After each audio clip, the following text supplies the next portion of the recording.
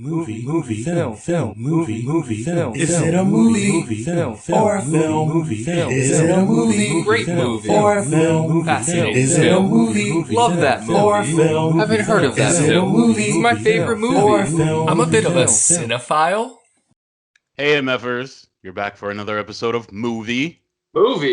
Film. Film, it's the podcast where we pick a Christmas flick and decide if it's a Christmas movie or a Christmas film. Ho, ho, ho. I'm Nate, and show me the money. And I'm Terrill, and Given to Love or Live in Fear. And I'm Anthony, and everyone knows when you make an assumption, you make an ass out of you and umption.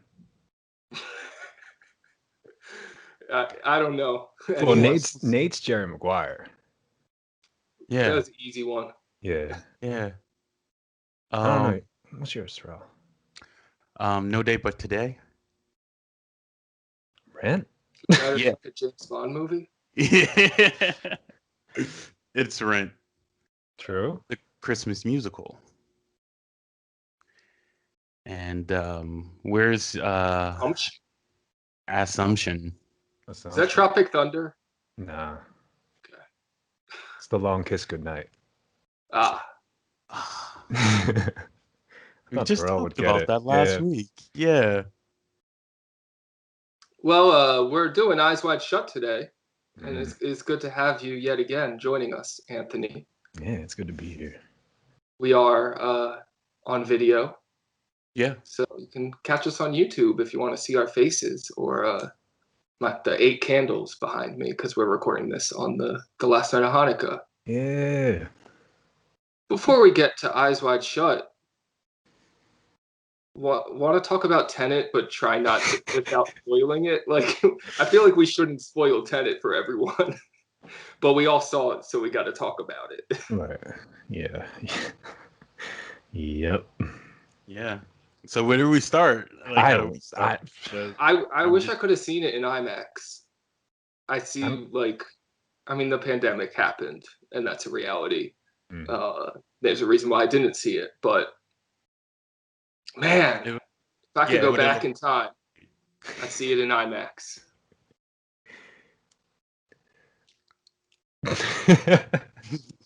I'm sorry. I'm still laughing about that movie.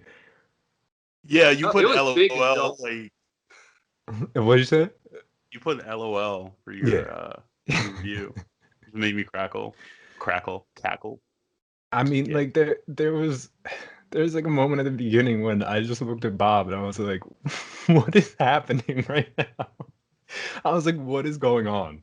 Nate did the same thing. Yeah. No, yeah, I actually did. I did. I turned to you, and I think that was when it was like, I'm not gonna try to keep figure this out. I'm just gonna up is have a down. good time. Down. Cold is Yeah. hot. You can't follow this movie on your first watch. I watched it a second time, and No, but you can though. I think. Oh, sorry.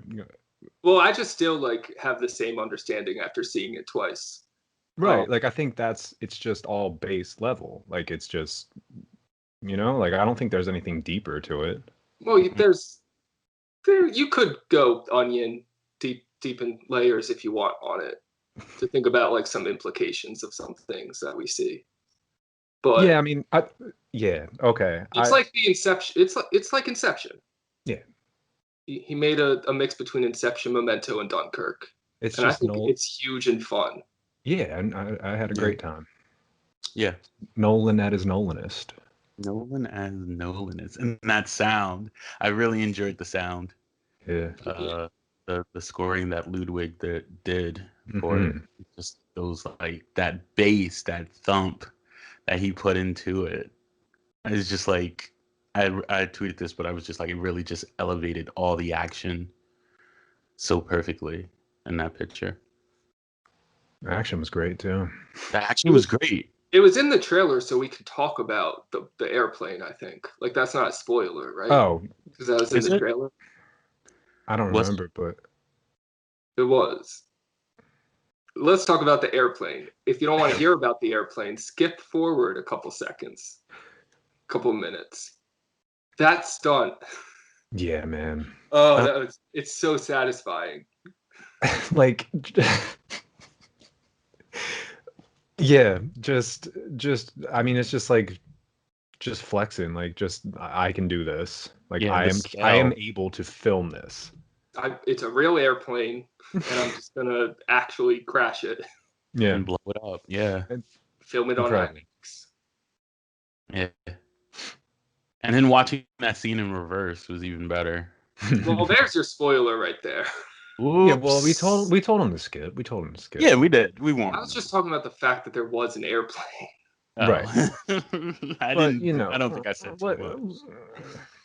You know? Yeah, I would like. I have no plan on like. I don't plan on watching this again anytime soon.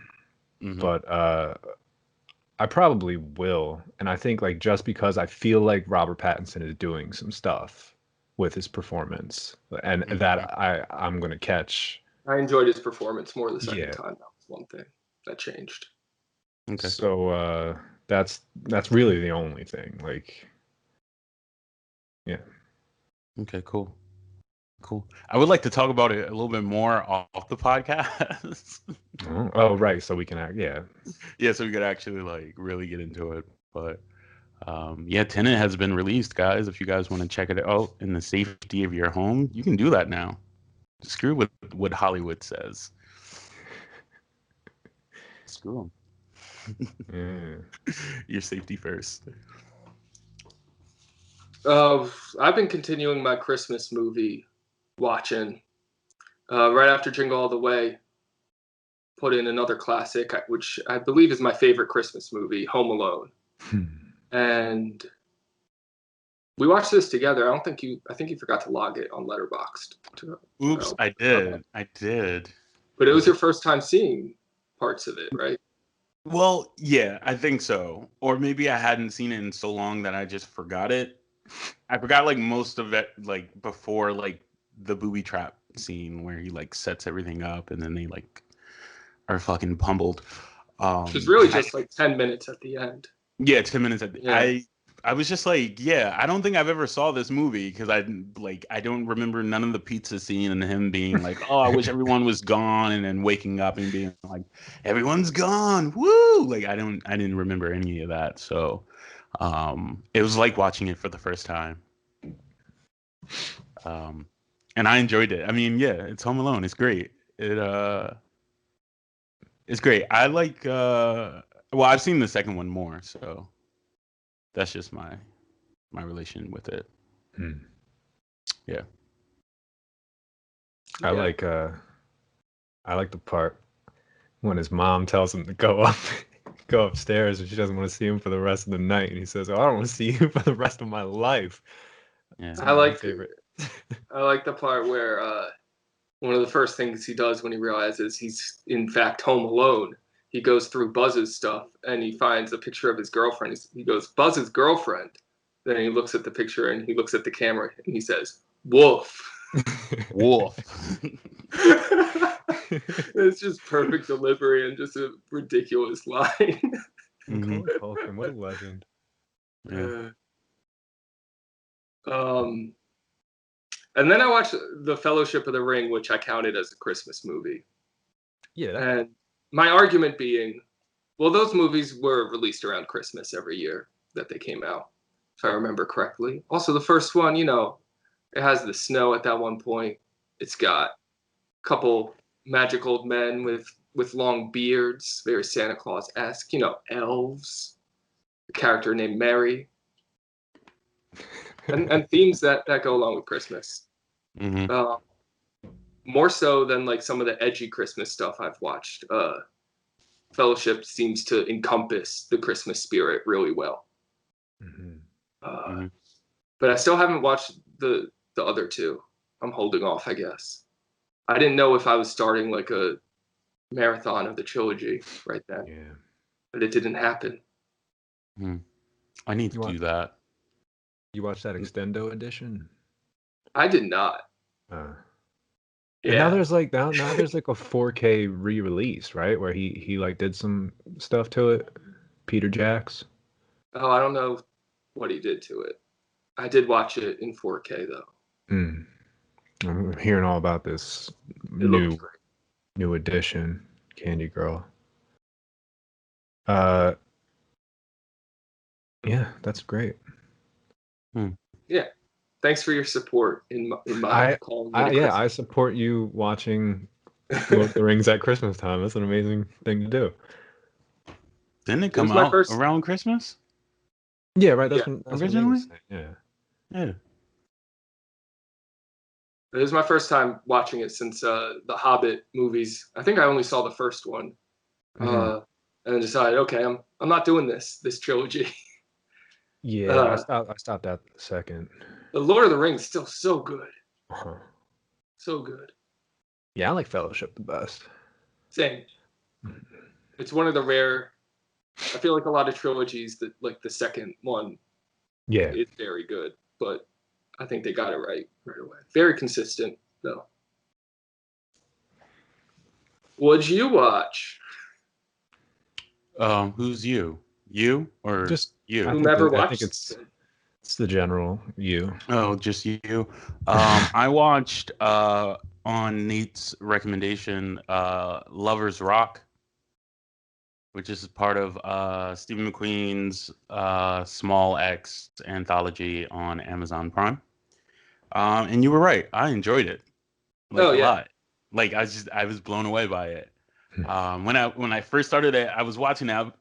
I was thinking like, why does Nate think I'll like this movie? And then it got to the Janet K scene, to the silly game scene, and I was just like, wow, okay, that's it. That's the moment. That's it. And then the other moment happened. For me, it was Kung Fu Fighting, but it was Kung Fu Fighting. I mean, I think that came first, and I was like, okay, this is special. Yeah. This is better than Rush Hour 3 Kung Fu Fighting. Like, the best use of that song is in Lovers Rock. Sorry, I know you love Rush Hour 3, Anthony. No, I love the first two. Third one's first alright. two. The third one's Yeah, I mean, it's like it was nice to see them. Yeah. And then that other scene happened when they started thrashing and they started mobbing, and I was like, "Oh God!" You get another moment where it's just like they play the whole thing out, and it was amazing because there was like everything that could have happened or like that could have went wrong that night at the party just happened on the dance floor. Except for one notable event. That was except for one notable.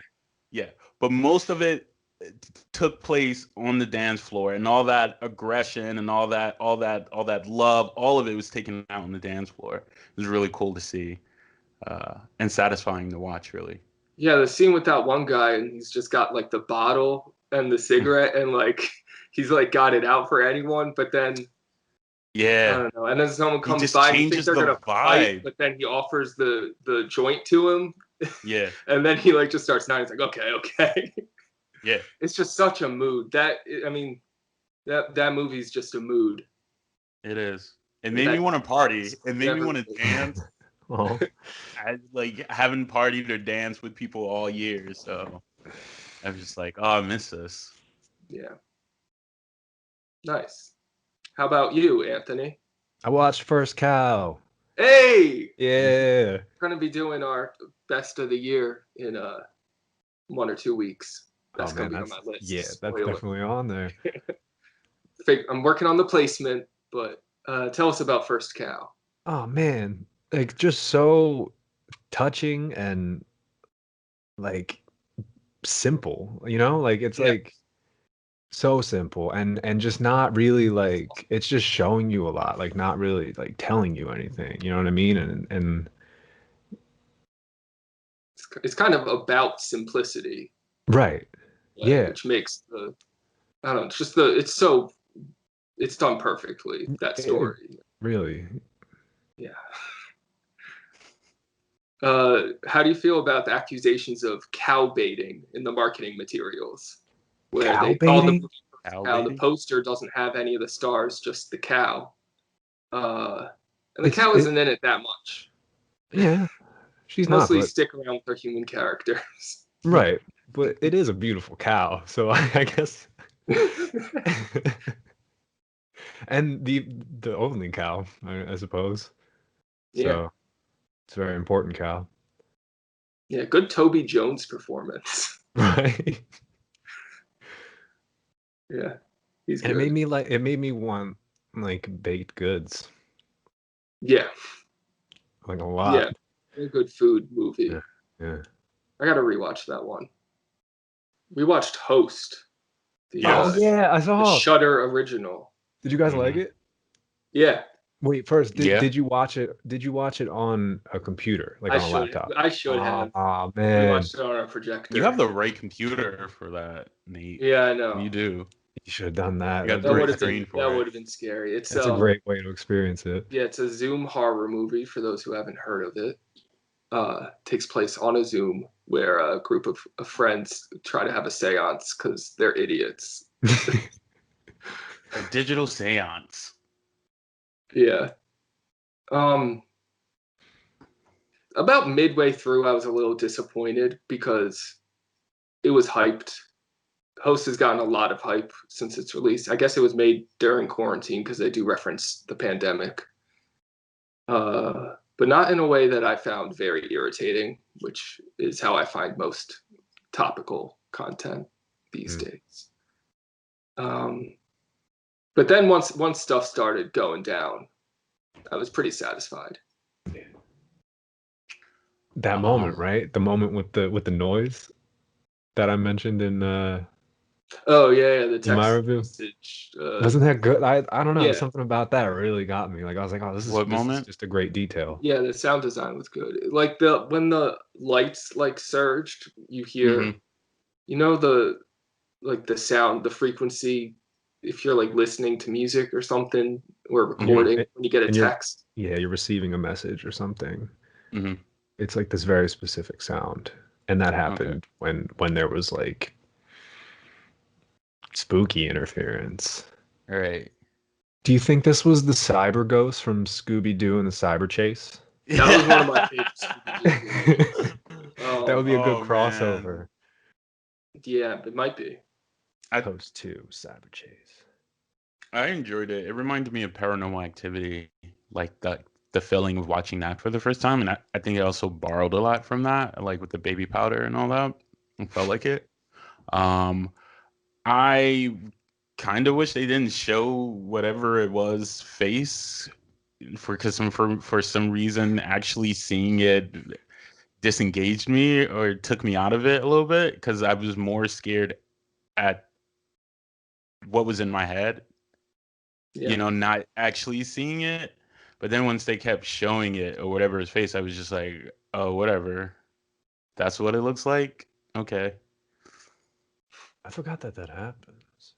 It's like right at the end. It's like a Yeah. right, like it's like one of those like classic like, can you find this in this picture, and then it pops out at you. Yeah, and then it pops out at you. Yeah. And I like that about it because it's like, yeah, it's a Zoom horror movie. Like that's so funny. Yeah, I haven't watched a horror movie, I don't think, since October. And for some reason, well, Terrill was talking about Shudder, his membership ending soon. So I wanted to get that in. And for some reason, I was just in the mood to have a fun, scary movie on. Yeah. I think Tenet got me in like I'm in a phase right now where I just want to watch dumb, fun movies. Yeah. Like I forgot how great that is. Right. I feel like I've been trying to like watch like Todd Haynes movies and like Right. I don't know. That's the thing, like, because that's what, like, I mean, most of the stuff coming out in like mainstream theaters, like, that's what you're gonna see, like a big dumb movie. And Yeah. now we don't have that anymore. We're just like, all right, let's watch all of this, like, all these art films and stuff. Which leads me into the next thing I watched today, because we're talking about Eyes Wide Shut today. I was considering watching Barry Lyndon because that's a Stanley Kubrick movie I haven't seen yet. But instead, I watched a different 2.5-hour movie called Mission Impossible Fallout because, I mean, I haven't seen Barry Lyndon, so I don't know, but I'm guessing he doesn't do a halo jump during a thunderstorm or a high-speed motorcycle chase through Paris or a bathroom fight in a club that has very strong homosexual undertones and some overtones.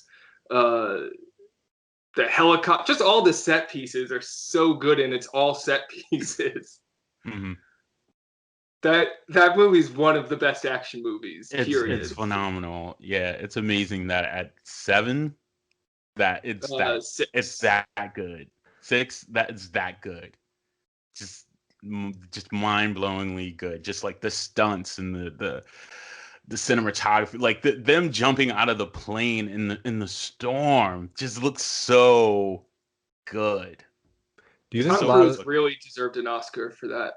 Or if not an Oscar, at least a nomination. But I think his performance was way better than Rami Malek, who won that year. Like, Rami didn't even sing. Tom did those stunts. Right. Do you think a lot of these Mission Impossible movies are just like Tom Cruise sitting around like, what can I do? Like Yeah, I think they start with the set pieces. Right. Yeah. I mean, it's announced that he's going to space, right? In the next one. He's going to space? As long as they get their COVID protocols in check. You motherfuckers, what did he say? You motherfuckers. We're not shutting this movie down. But yeah, it's a good ramp. Just the emphasis on the character of Ethan Hunt in Fallout. Just like they realized, okay, we know this character's fucking insane. Let's just start making the movie around that instead of that being like stuff that happens where it's like, oh, this guy must be insane. Yeah. And that cast goes deep. Could do without Alec Baldwin saying "Good God, Ethan," as if he's doing his 30 Rock catchphrase. Good God, Lemon. I don't really need that. But yeah, great stuff. Great stuff. Fallout. Great stuff. Yeah. Better than Tenet. Mm-hmm. Oh yeah. Maybe even smarter than Tenet. Probably not. But it's good. Mm-hmm. Anyone else got anything? No, that's everything. I just logged Home Alone. It's announced there. I watched Happiest Season, but you guys talked about it, and I'm with everything that you said. Awesome. But you liked it still, right? Yeah. No, I had a great time. Yeah. That's the thing about it. It's interesting. You get so frustrated with it, and then you realize, wow, I'm really engaging with this movie. Right. Yeah. That ends terribly. Mm-hmm. Yeah. Actually, I was thinking about what I said with Riley and Abigail. Is that her name? Abby ending up together. Yeah. It'd be really fucked up if those two characters got together based on. Yeah. I know they were both fucked over by Harper, but still, like, Abigail loves Harper, so that'd be a really fucked up thing to do, to leave her for your high school. In high school. Frenemy. Ex-frenemy. Yeah, but still, they're so good together. The chemistry, though. Yeah, it's so much more chemistry than Elizabeth Debicki and John David Washington had. Shit. I didn't even realize it until the second time watching that movie that those two characters are supposed to have a thing. I didn't even notice. I mean, I just don't think Nolan can... I don't think I noticed. Yeah, she kisses. Just knew that he wanted her. She was important to him. Yeah. But it wasn't like chemistry, like romantic chemistry or anything like that. So I also don't think Nolan's the best with women characters. So I liked Priya. I liked okay. that character. But yeah, no, she's definitely, Debicki's character is definitely a Nolan wife. Well, Priya got the amazing up is down, black is white explanation, right? Was that her? I think so. No, that was the scientist in the lab coat. That was she only had one scene. Yeah, French scientist. Do you think Nolan wrote all of JDW's like quippy punchlines? I just like to imagine that it was just him not taking anything seriously. Like, I love that. I loved his performance. I liked Kenneth Branagh. Also, I like that we started talking about Tenet, then we went through all our other movies, and now we're ending it with Tenet. Let's see the trailer for Eyes Wide Shut.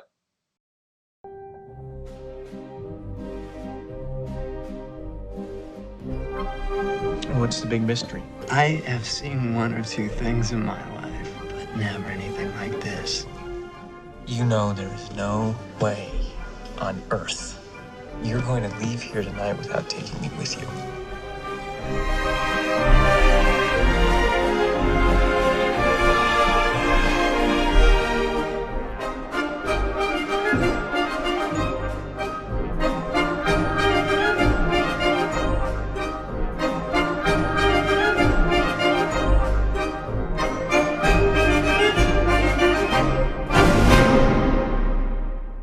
Eyes Wide Shut is a 1999 erotic mystery psychological drama directed, produced, and co-written by Stanley Kubrick, based on the 1926 novella Traum Novelle, which means dream story, by Arthur Schnitzler. Oh, God. The movie transfers the story from early 20th century Vienna to 1990s New York. I also happen to know that in the book it's Mardi Gras, but in the movie, as our listeners know, because we're doing this all month, it's Christmas. Yeah. Just subjecting Anthony to Poison and Rob Zombie's Halloween in October. We invited him to come back in December, and we said you can pick a Christmas movie, and he did not hesitate. With no time, right not then. even a minute. Okay, great. Eyes Wide Shut. I've been waiting for this moment. And it messed up my week of Christmas because I was like, I can't pick an edgy Christmas because we're doing Eyes Wide Shut next week. Like, what would be the point? Yeah. So he went Super Christmas. Yeah. I own this on DVD. I think I was at least 10 years ago at FYE at the Cherry Hill Mall. I bought a box set of Stanley Kubrick DVDs, having only seen A Clockwork Orange, I think. Wow.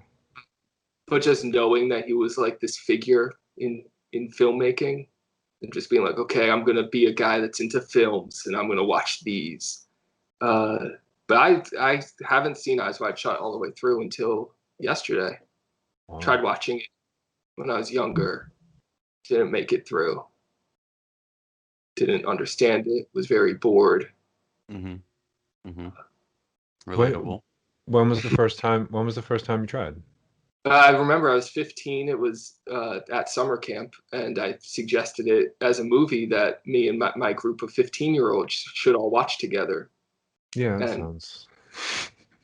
it wasn't the right venue. I was like trying to be edgy, like, hey, let's watch the orgy movie all together. Right. But, yeah, we didn't get very far. I feel like I was a lot younger. No, I know I was a lot younger, actually. Like elementary school young. Wow. Yeah. What kind of an impression did it make on you? What's that? What kind of an impression did it leave on you? Oh, I mean, like, I remember thinking, like, wow, this is really intense. Like, and, like, kind of scary and extremely interesting.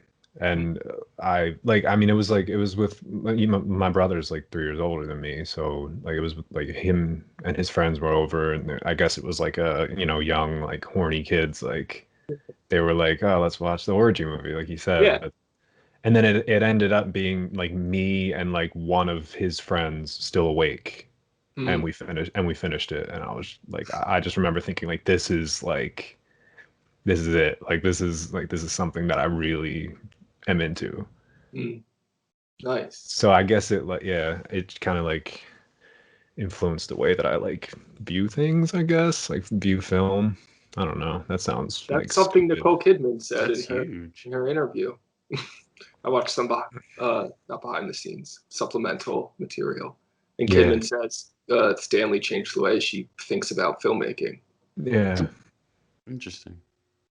It's crazy. This was his last movie, and it was a 400-day shoot, the longest consecutive shoot in movie history. I think Boyhood would be longer if you count just the number of years, but I don't think it was that many days, which is crazy. That's insane. Yeah. And after he finished, like very shortly after he submitted the final cut, he died. Like one of those things where he just had this thing to get out. Wasn't And it once like he finally finished, he died. wasn't that like 6 days after or something like that? It Yeah, was it was like something very insane. soon Like, after. yeah. Yeah. Yeah. Wild. A wild last movie. And it just lends and it lends this like mystical quality to it that But he he was just able like to finish it. Yeah. right, he finishes it and then dies. Like it's like wow, like so it gives it that kind of like lens to it, I guess. Also, apparently, he considered it his most personal movie, which is interesting. A couple of reasons. Right. He did not look anything like Tom Cruise. He looked like a troll. Paul Kidman says he had the most beautiful eyes. Yeah. Like I know he has a good eye, like for composition and filmmaking, but it's interesting to hear that the man had pretty irises. Yeah. So kind of notable that we're doing a Christmas movie directed by a Jewish filmmaker. So there's that. They just you guys make the best Christmas stuff, I guess. Like that's how it goes. That's it. Christmas I don't know. I songs. think we make pretty good Christmas podcasts. And Christmas letterbox lists. I've been really loving it. All right. Yeah, I only have a couple of days left. I think I'll be able to make it through. Plus, I still got the peanut special, which is only 25 minutes, so that'll be good on a busy day. All right, should we dig in? Let's do it. Yeah. All right. The opening music is a waltz. Do the thing. The opening credits are just Tom Cruise, Nicole Kidman, Stanley Kubrick, Eyes Wide Shut. Just 4 titles. That's it. An intercut with our characters Bill Harford and his wife Alice getting ready for a party. Yeah. I love that Bill's first line is "Honey, have you seen my wallet?" Because this attitude continues through the whole movie. Not him misplacing his wallet, but wanting people to know that he has money. Yeah. And literally, he shows people his wallet to show the doctor license a lot, which is hilarious. And then Alice's first line is asking Bill how she looks, or one of her first lines. Wants to make sure she looks good, and this character is all concerned about appearances. And he's not paying attention to her. No, he just says, "Yeah." Yeah, not even looking at her. She's like, "You're not even looking." She does look great, though. Yeah. So they, So they lived in this room during the shoot. Yeah. So they slept Kubrick made them sleep in that bed together. And they decorate, like they chose the curtains and everything, like. And I just is feel it like a set or is it an actual apartment? It was an apartment that they built into a set to resemble the apartment that Stanley Kubrick and his wife lived in New York, even though this was shot in London because Kubrick left the U.S. because he got a bad feeling. He had a bad feeling about all this, which I think comes through in the movie and some of his other movies too. Yeah. So yeah, that's interesting. Yeah, they do this thing I like where Bill turns off the radio so the music we had heard for the opening credits just stops abruptly. I like it when it's like, surprise, the music you're hearing is actually in the room. There's a lot of actually hear the music that the audience hears. I like that. Yeah. We'll get to that later. Yeah. Bill doesn't know the babysitter's name. Roz. But Alice does. It's Roz, yeah. Roz. And Roz's first line is commenting on how great Alice looks. Which is nice because the first person that sees her is not her husband. Well, he sees her. What do you mean? I mean, I guess there's a difference in seeing someone and seeing someone. He doesn't really see her at the beginning. Well, I don't think he sees her, which I think is important to their dynamic.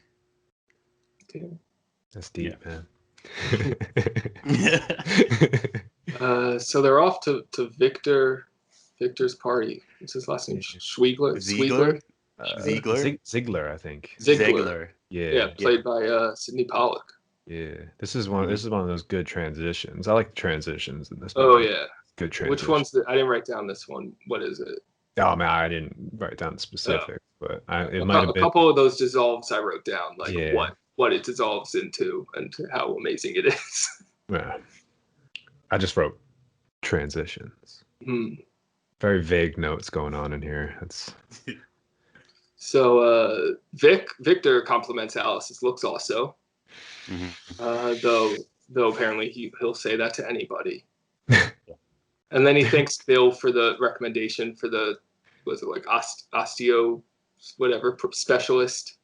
And I liked this line. He says, Bill says he's a top man, and Victor says I could tell based on the bill, because a lot of the movie deals with wealth and status, and it's just saying right there that he's top because he charges so much. Yeah. People that have more money are better than people that have less money, right off the bat. Start there. There's that concept. There's a great exchange of looks between Nicole Kidman and Ziegler's wife, Mrs. Ziegler. When the men are talking, you can see that there's this this check-in with the women, there they go, yeah. I didn't notice that. I feel like I spend a lot of this movie, when Nicole Kidman is on screen, I feel like I'm watching her most of the time. She's amazing. She's fantastic. And I was just a eating little it up. disappointed with more Kidman in this. Yeah. And I think audiences were too. They were expecting a true erotic thriller, which I don't think this is. No. So now Alice and Bill are going to dance a little bit. Just a little. Just, kind of bit. Bill recognized the pianist. Hey, I know that pianist. We went to school I know that pianist anywhere. Yeah, they went to medical school together. That's Nick Nightingale. Nick Nightingale. That's a character name. So they stop dancing. Bill's going to meet up with Nick. And Alice is off. She has to go to the bathroom. She has to go to the bathroom desperately, yeah. Nick and I always just want to call him Tom Cruise because that's just how I see him in this movie. It's interchangeable, I think.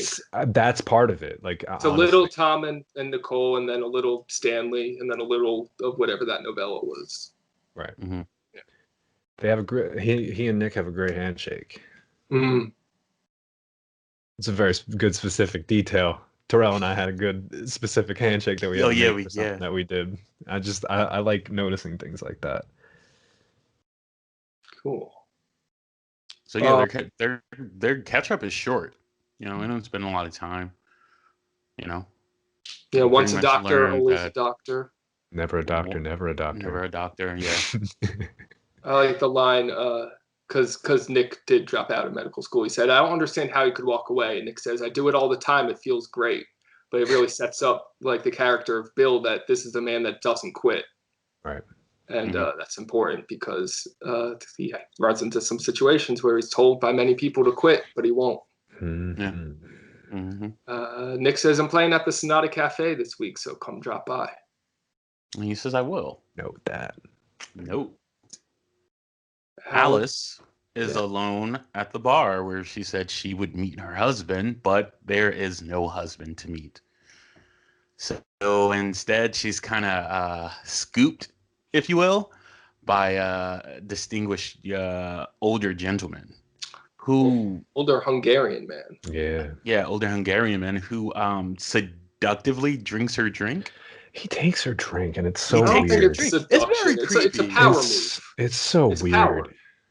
It is weird, and he's very weird. It's like, I want to taste you. but it's really Gross. weird It's for that to aggressive. be It's like very the aggressive. first thing. Yeah. I think he does end up being very charming, but I think that first move is very creepy. He's like, I think he's creepy. he is creepy, but like, He has like the sexy accent and the silver fox thing going on, but Yeah. right. um, He's like it's like charming, you know, in the way that like movies from like the 40s would consider a man charming or something. You know what I mean? yeah. And they're gonna dance. Yeah. And their dancing is much more sensual than Bill and Alice's dance. Mm-hmm. Yeah, the way it's shot too is just so it's like hypnotizing. Like it's almost like it almost makes you sick. Yeah, so much spinning and the lights. Yeah. And we didn't even say the word lights yet. The lighting in this movie. I mean, I think that's also a big part of why he switched it to Christmas, is to have the excuse for all those Christmas lights indoors and the Christmas trees everywhere, and just the mood that allows. But for right now, we're just talking about Victor's party. There's this big giant star that's a light, and it's like behind the Hungarian man when they're dancing. He's like spinning around it, and the star is always like on his side, and it's like I took it as like it's kind of like highlighting him, his status and his power. He mentions, or he asks Alice what she does for a living, and she says she used to manage an art gallery in Soho, but it went under. But he says, I have some friends in the art game. I could connect you to them. So he's offering to like change her life.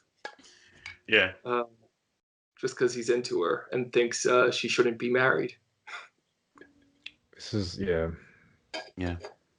He's laying it like, heavy. Yeah, this is like where I see like I mean like you start to see the like the weird like parallels between like this party and this world and then like the reality of like Hollywood and things like that. You know what I mean? Like I'm getting like he's a producer vibes. I'm getting like Weinstein. I'm getting like, and then later I'm getting like Epstein. Like, yeah. So and it's that weird line that this movie toes where it's like, and you're watching Nicole Kidman who has like basically admitted that she married Tom Cruise so that this wouldn't happen to her. Right. Partially, but also because she loved him. And it's that I mean, it's like that meta blurring the lines between reality and fiction. Okay. And that's where this starts to happen for me at this party.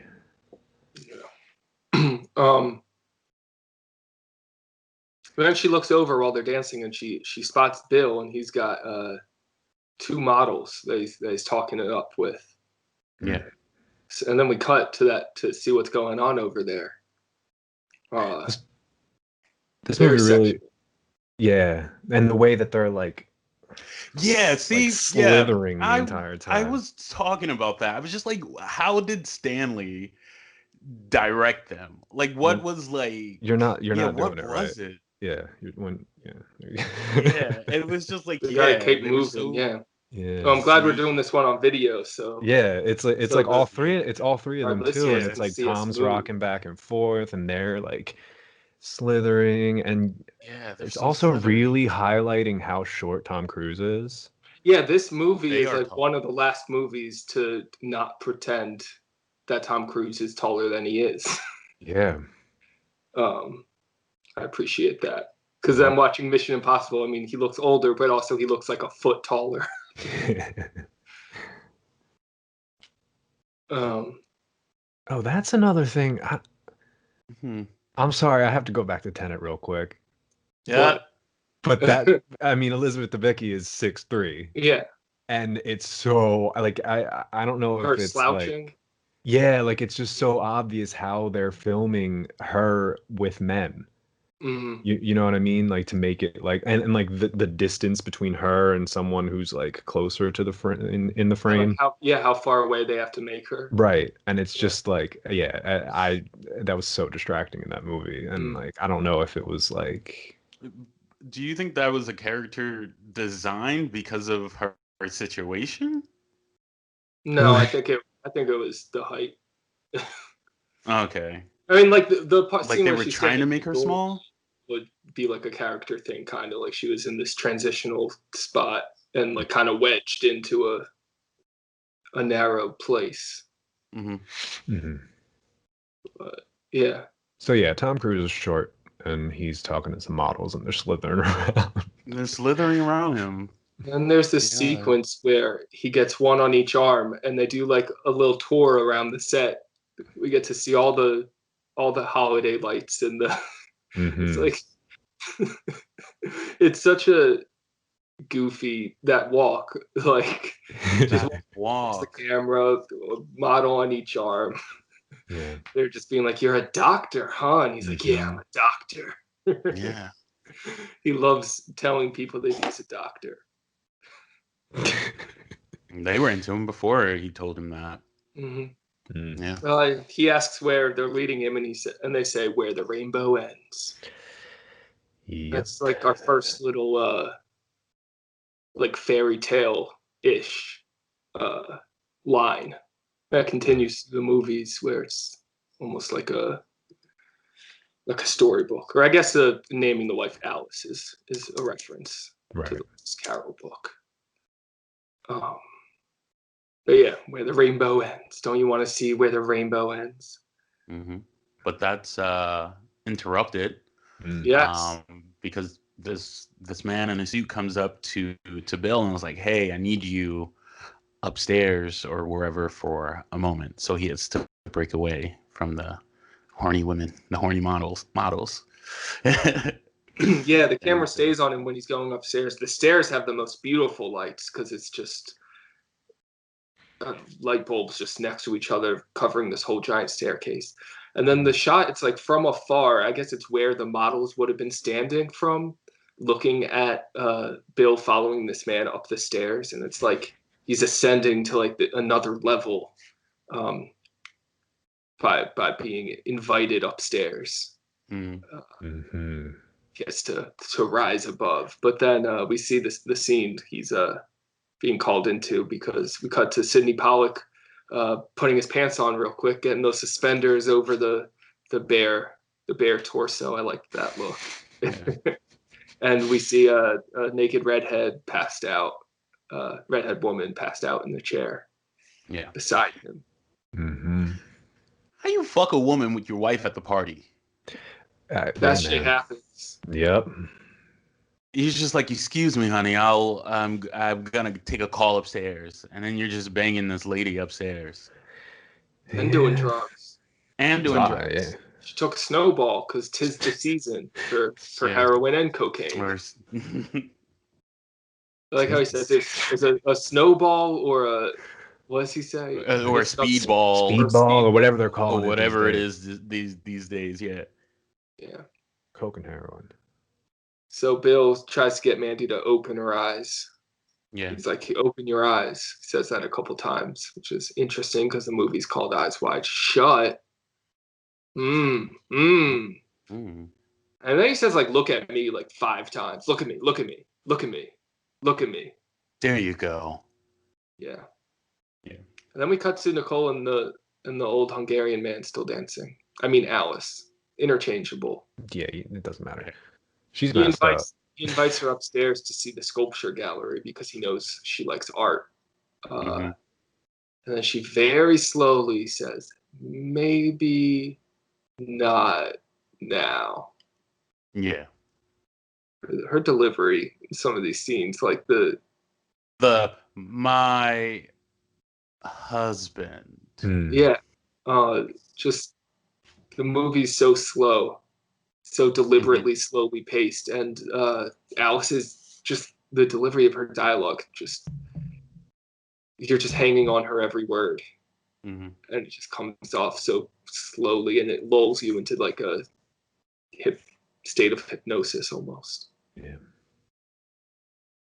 Go back upstairs to I didn't even notice it until the second time watching that it's a bathroom. It's the fanciest bathroom. Yeah. You forget it's a bathroom. Yeah. It just looks like a room, but there's a Yeah. toilet and a There's a duvet. Bidet? What is it? Bidet. There's a bidet. Yeah. Yeah, And a Kubrick's got couch. some good bathroom scenes in his Yeah. filmography. The Some Kanye fucked up West of, Mhm. of film. That was one of his tweets, right? What about Stanley Kubrick? I don't know. Oh, I don't know. I can't. Kanye has a bathroom thing too. Oh. What do you mean? He likes to talk about having sex in bathrooms a lot. Oh, okay. Yeah, I don't know. I wasn't just talking about sex. No, I know. Yeah, But I was just- bathrooms popping. it was a bad joke. Let's move on. All right, sorry. All right. You can't. So Mandy's conscious now, and Dr. It's Bill's giving her a stern talk inverted. about how she's lucky. She's very lucky. She can't keep doing this. You got to go to rehab. Yeah. You're not going to be lucky next time. Yep. And she says, okay. She says okay. She's just gonna rest up. And Ziegler is just like, hey, I don't even have to say this, but this stays between us. Yeah, the way that Sometimes shot they is, have this secret. they're like standing on each side of the frame, and then in the middle is the body. Like it literally is between them. I like that. Yeah. Back on the dance floor, Alice and the Hungarian man are still dancing. Even closer, Alice is a bit more boozy now, and almost kisses him. Yeah, their faces get real close, and he goes in. Yeah, But then she pulls backs back. away. Yeah, she's like, "Oh, I had too much champagne. I should go look for my husband." The way she like flashes her wedding ring, she's like, "This is why." Yeah, this is why. I like that. And then we cut to their bedroom. Alice is in front of the mirror. Bad time. First, it's Alice nude, taking off some earrings, and then Bill topless comes into frame. And the camera's just on the reflection in the mirror, and we get to see some sexy time beginning with some neck kissing. But Alice is just kind of looking at herself in the reflection while this is happening. And also, you can tell she's thinking about something else. Yeah, not really engaging with the moment. Yeah. She's thinking about that other moment. Maybe she's thinking of someone else. Next, we get to see a little montage. Not many montages in this movie, but this one's great. Cut to Dr. Bill entering his office. In between that, we see Alice at home. So Bill's at work and Alice is at home, and Bill is saying hi to his secretary and his nurse, and Alice is brushing her daughter's hair and putting herself together, and Bill is seeing patients. And it's kind of like, by putting those back to back, it's like these are the same. Like, this is what they do for a living. For him, it's being a doctor. For her, it's keeping up with her appearance and training their daughter to do the same. I liked that. You know what's funny? What? In my notes, at this point in the picture, I have lots of naked, skinny white women. And we haven't even gotten to the party yet. Yeah. This is because the nature of Bill's work is, I don't know what kind of doctor it is, but he's like performing mammograms. It's not an OBGYN though. I think he might be a OBGYN. I feel like Stanley would have taken advantage of that and gotten some stirrup shots. Yeah. True. And he does have a male patient as well. So I don't think it's just him focusing on lady parts. Yeah, it could be just a general. Yeah. Yeah, there's just like a weird part where like he has a woman completely take off her gown while like I think he not just like using like, what is that called, a stethoscope, like to hear her heartbeat or whatever. Yeah, And it just seemed like very unnecessary. very unnecessary. Yeah. Yeah. Mm-hmm. Which I thought was like important to note. Then there's the medicine cabinet shot. Another mirror. Nicole Kidman opens the medicine cabinet. We see she takes out the Band-Aid box. Oh, the pot band-aids. But she doesn't have a boo-boo. She's got a hankering for some chronic. Yeah. She keeps her weed in the Band-Aid box. Must have been some good. For those of you good less stuff. hip to the She rolls a joint, smoking it in bed. Bill gets in on it. Wait, what? I wanted to see Nicole roll. Yeah, right? Yeah. It's pre-rolled. I want to see her roll it. Yeah. What, does Nicole know how to roll? I'm sure she does. I wrote Tom's Got Uggs before that. When is there a Tom Cruise and Uggs shot? Was that during? Remember that? Was that during the? He has your Uggs. eye was somewhere. Your eye saw it. He's got Uggs. Sorry. Continue. No, it's fine. Pot band-aids. So yeah, they're smoking, and she's still thinking about the party, and she asks Bill very slowly, "Did you fuck the girls at the party?" Fuck them. Yeah. Yeah. He's like, "What? What? No. What are you talking about?" Even though it seems like he totally would have if he wasn't interrupted. If they went to the end of the rainbow.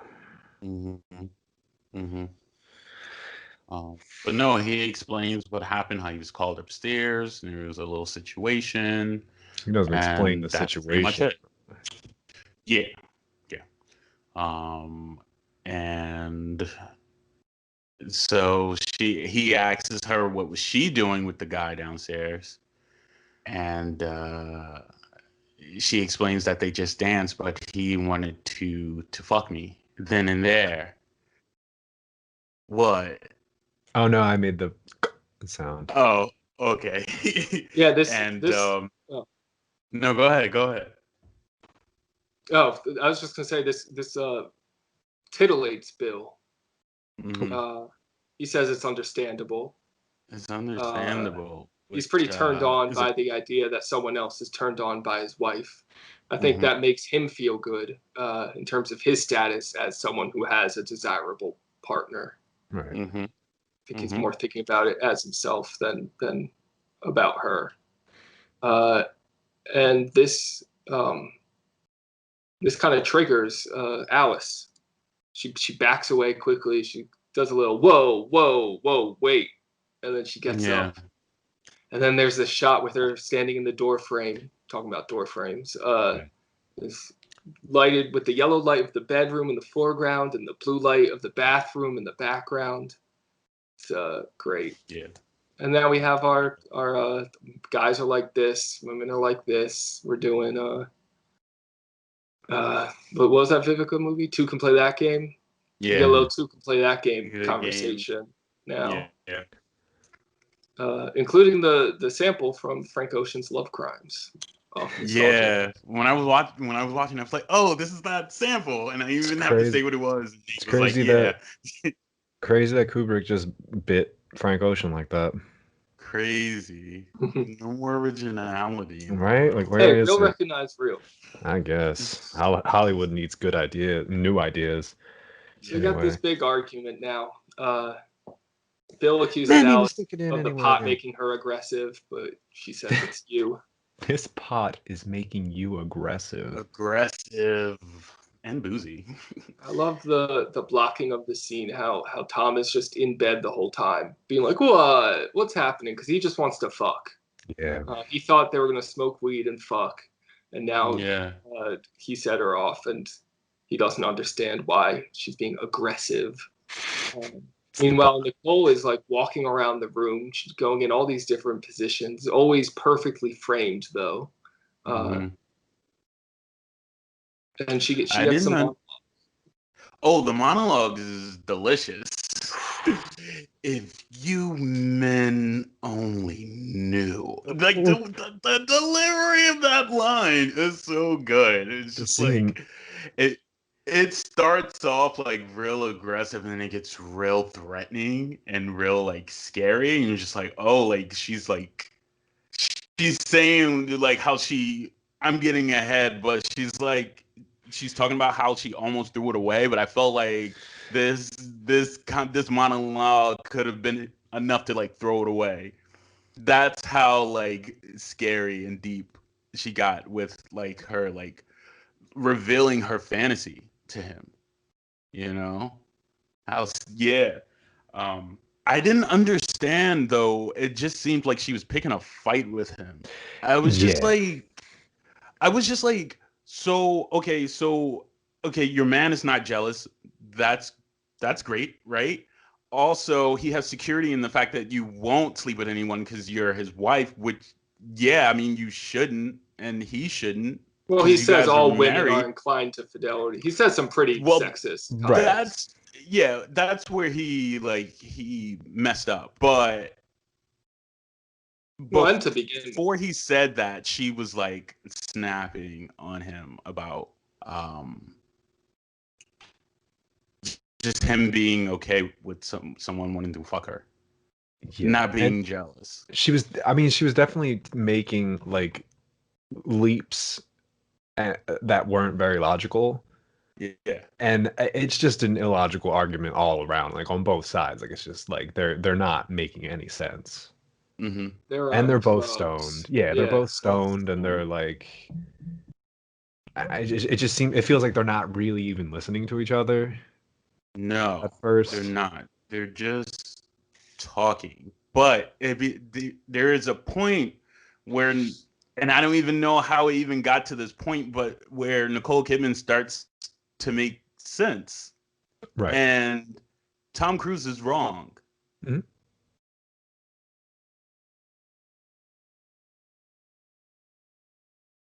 So yeah, there's the story that she tells about their vacation in Cape Cod and the naval officer that she only glanced at, but all he did was glance at her and she could hardly move, and she considered throwing her whole life away just to be with this naval officer. She'd leave her husband, her daughter. She was ready to risk it for the all. whole week, all she could think about was this man. But then he had left, and she was so relieved because she wasn't being tempted anymore. Yeah. And it's weird. It's also weird too because it's not like I guess he's not unattentive. Like she explains that you were more dear to me than ever. You know? Tom. So it's like Tom, yeah. He was always attentive. And I guess they Well, you're talking having about in the beginning how he wasn't seeing her, right? Yeah. But so doesn't seem attentive. in her words, she says that he was even more dear in that moment. Her love for him was both sad and something. Tender. I forget. Yes, sad and tender. Yeah. But yeah, go ahead. No, I was going on to the next thing, so you can continue. No, I don't have anything important to say. Anything else about this argument scene? It's a great scene. Yeah. It's just great. Yeah. So it ends, as a lot of these scenes do, with interruptions. Phone starts ringing. So we get Bill picks up the phone saying, "Yes, this is Dr. Hartford," because he's a doctor. We learn that patient died. He has to go over to show his face. And I like that line. I have to go show my face because, the movie deals with masks and both literally and figuratively. Mm-hmm. So yeah, and now on the car ride over to where I guess he's going to Greenwich Village is where the village. The village, yeah. So to where his patient is. So on the car ride over, he's fantasizing about his wife's fantasy. We're seeing it. It's like shot grainy, blue, and low frame rate, kind of slow motion. Mm-hmm. Let's talk about the filming of this. Yeah, I've figured we got to talk about that. Very important. Yeah, kind of fucked up. Well, that's Stanley, also, baby. Yeah, I mean, What? yeah, I know. Our problematic fave. Oh, yeah. What happened? Fill me in. He kept Tom and Nicole separated when they were filming those scenes. The nude scenes, Tom had insisted on being there when Nicole, because he was pretty insecure about his wife filming sex scenes. But Kubrick insisted on them being separate and like wouldn't let her share information about like what she filmed that day. And it was like a whole week he had her filming, right? With like a Those model, little like a cutscenes? supermodel. Yeah. Yeah, but it was like, Well, I it was mean, a 400-day production. and you know how he is with how many takes he's going to do of a shot. So they were filming that for a while. Oh man. IMDb said over 50 different positions from the Kama Sutra. Right. And he told her don't. And I mean, when you watch these interviews of them, I mean, it's easy to infer that they didn't share anything. That is clearly a point of tension between Right. the two of them. That in real life, that definitely informed the tension of their characters. Yes. It's like directors don't need to do like manipulative shit like that to get performances if they have capable actors that they trust. I wouldn't recommend any filmmakers working now to do the same tactics that Kubrick did, but the shots he does of like the 500 nightmarish takes, whatever, that he makes the actors do, the one he ends up picking is always great. Right, and just especially with this one, like with Eyes Wide Shut, like I feel like this approach that he takes is just so, it's just part of it. Like it's so important to like, once again, that meta quality that it has, the like blurring the lines between Tom Cruise and Nicole Kidman's relationship and the Hartford's relationship. Mm-hmm. Yeah. That like, yeah, it's fucked up. Like the way that Stanley Kubrick worked was fucked up. Yeah. Yeah. But I mean, like, and he was a genius. Right. I don't know. It's it's tough. Got the shot. We meet the daughter of the dead patient, who's named Marion, and is a Nicole Kidman doppelganger. The first of many in this movie. This skinny, white, red-haired woman. Yep. As Terrill noted. She's got her clothes on though. Yeah. She's not one of the naked ones. I love the line she's just talking about. I mean, she's in shock and in grief. She has this line, "It's so unreal. Daddy had such a good day." I don't have anything to say about that. I just love that line. And it's like one of those, I guess it's one of those lines that could describe the movie, right? What did you think of Eyes Wide Shut? Like, it's so unreal. Daddy had such a good day. Couple good nights.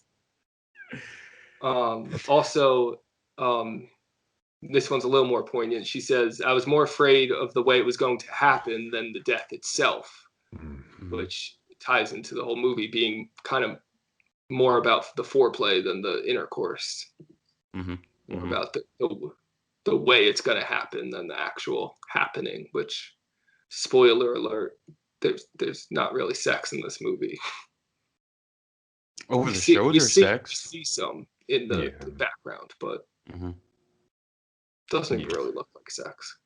We'll get into that. So, Marion has a confession that she has to get out, but she can't get it out in words. She can't say it.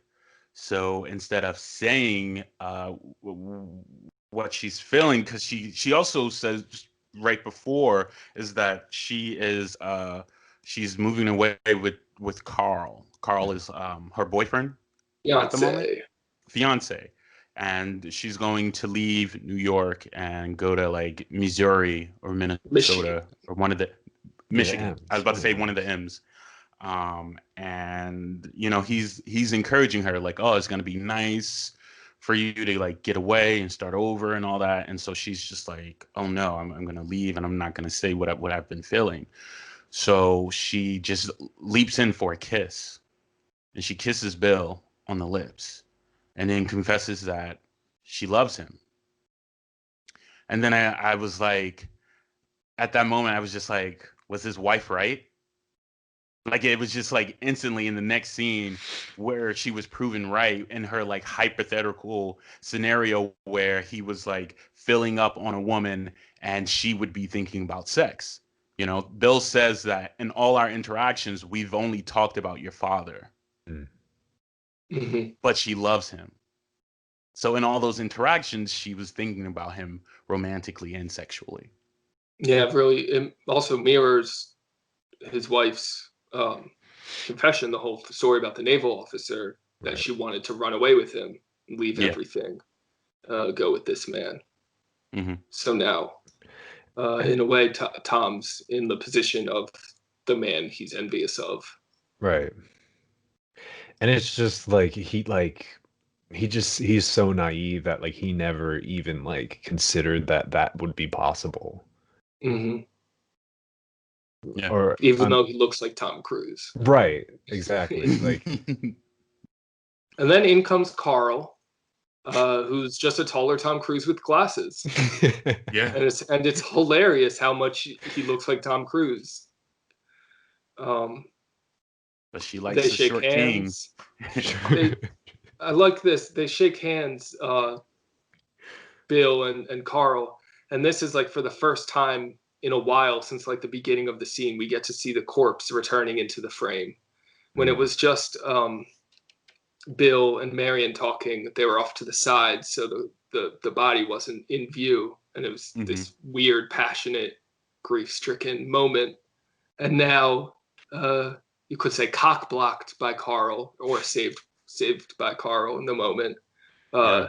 So now the corpse is there, which kills the mood. She should have took. Never mind. I was about to say something wild. I mean, you know. It's like that. I don't know, just like that moment of clarity where you're like, okay, this is we're in this room with this dead man. I'm here as your doctor. Like it's kind of a snap back to reality. You have this fiance. Yeah. I'm a doctor. I'm a doctor. So he gets out, and we transition by dissolving from Marion's face into the city lights, and it's gorgeous.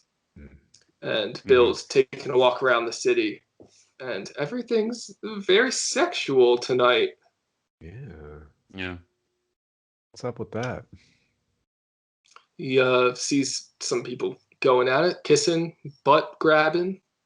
Passes the lingerie store. Gets another little fantasy of his wife's fantasy, which doesn't bring him pleasure. It should be mentioned. He kind of, you can see on his face, makes him furious. Picturing his wife. This is ridiculous because like starting he to feel just jealous. glanced at her. Like I don't know. He's so jealous. Yeah, He's so jealous. Insecure. She made him jealous. And then he encounters the 1999 New York City version of the Droogs from A Clockwork Orange. Which is just a bunch of like 5 or 6 guys that are going to shout homophobic slurs at Tom and at like some bullying. Yeah, I guess that's New York, right? I suppose allegedly. The 90s, baby. And it's Bill being emasculated. Yeah. As a straight man, being accused of sucking cock is for straight men like a very question. Is that important? Yeah. Okay. In this framework, in the two can play that game. The heteronormative guys are like this, women are like this. The guys are straight, and to suck cock would be to not live up to their ideal of what a man needs to be. And it's this kind of this bullying that I think initiates him once he encounters right away Domino next, to really go along with the proposition. Okay. To kind of prove himself almost. And I think that combined with his jealousy with his wife's fantasy. Mm-hmm. Right, because he didn't go out looking to fuck someone. No. Yeah. No. But, it turns into very much that. I will say that I think this movie would be better if there was more of an exploration of non-binary sexuality. Yeah, I mean, there's a little bit at the orgy, but I mean, it's not It's a shot. Not with the It's a character. passing shot. Yeah, no, I mean, like in terms of the character. It's a very character-based movie in terms of. Yeah. And I was surprised to see that in this picture. I was just like, because I was thinking like, oh, this is all just like men on women and women being like these toys, pretty much, right? Just these There could have toys been that are some walking women around the behind party. the masks. Yeah, I think there there definitely were, yeah. but we only saw like that passing shot of like two men together, where I was just like, oh, okay, so other things are happening. We keep getting ahead to the orgy. I mean, it's calling. We got some stuff to go through before the orgy. Let's talk about Domino first. All right. Okay. She picks him up. She's a sex Love worker. that fur coat. Yeah, fur coat matching fur hat. Mhm. Says, "Would you like to come inside with me?" Wink, Would I wink. like to come inside with you? Yeah, It's a lot of repeating lines in this movie. Yeah. And he does. He follows her in. The lobby of this apartment has the same wallpaper as Joker's house in the movie Joker. With the green and the pink. They walk into. Sorry, did you mean the film Joker? She apologized. Domino apologizes for the mess, and then sarcastically says it's the maid's day off. Love that. I like big juxtaposition between her apartment and Bill's apartment, let alone Victor's house. And right away, Bill comments on this by saying, cozy place. Yeah. And then immediately followed with, so, do you suppose we should talk about money? Because everything is transaction, especially sex work. Mm-hmm. She's a pro. Though he has no idea what he wants to do. He doesn't know his own fantasy, because she asks what do you want to do. Right. He has What no do you idea. recommend? Yeah, so I think he's so repressed sexually that he doesn't have a grasp on what would actually bring him pleasure. Mm-hmm. Yeah. He's also not aggressive at all. No, he's chill. Yeah. There's this line about like it's 1:50 and she says, "Don't worry, I don't keep track of time." And then we cut back to Alice sitting at home, like looking at the clock, keeping track. And there's a couple other moments in this movie where time's brought up.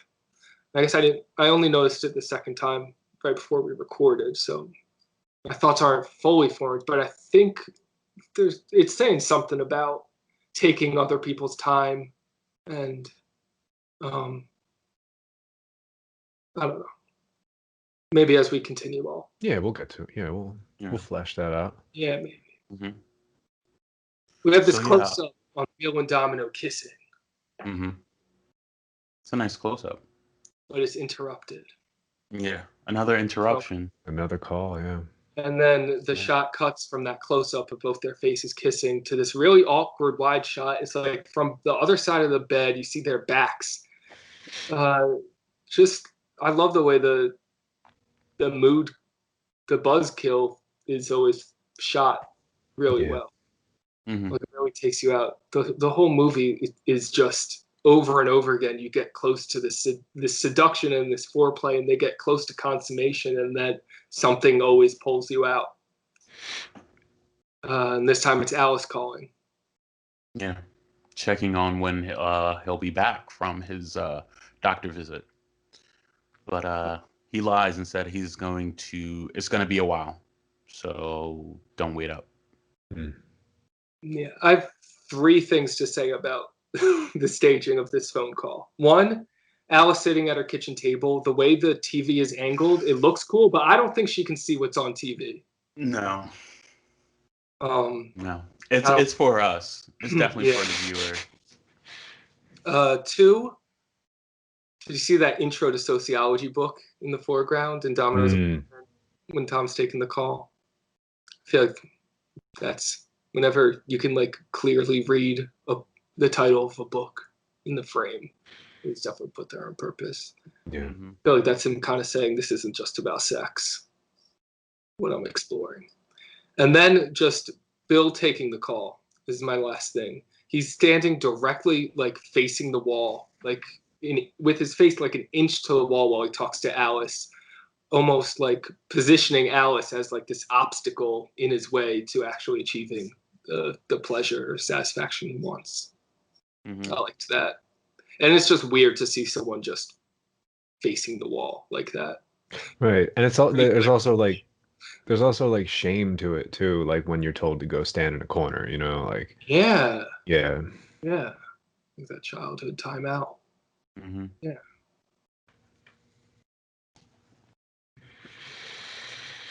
So I guess because he was interrupted by his wife, he is no longer in the mood for love. So he pretty much just like, yeah, I gotta go, even though he told his wife that he was gonna be a while. So it's not like he's leaving to go home. He told her that he wasn't going to be home. I think he's feeling guilty. Yeah. Yeah. But he's a nice guy, I suppose, right? And he pays her. In like the way like nice guys finish last, like when you say that, like that's what I think of, like you know what I mean? I don't think this movie necessarily wants you to be sympathetic towards Bill. No. Or like really even be on his side. It's more like, let's just see what happens. Right. Yeah. He pays her for her time. Pays her the full 150. Yeah, insists. Yeah. He takes something he doesn't get to fuck or anything, but he clearly takes great pleasure in handing her the money. The way he like holds her hand when he crumples the bills in, like that transaction, that's so satisfying to him. Right, like that's what it was all about, almost. Mm-hmm. Yeah.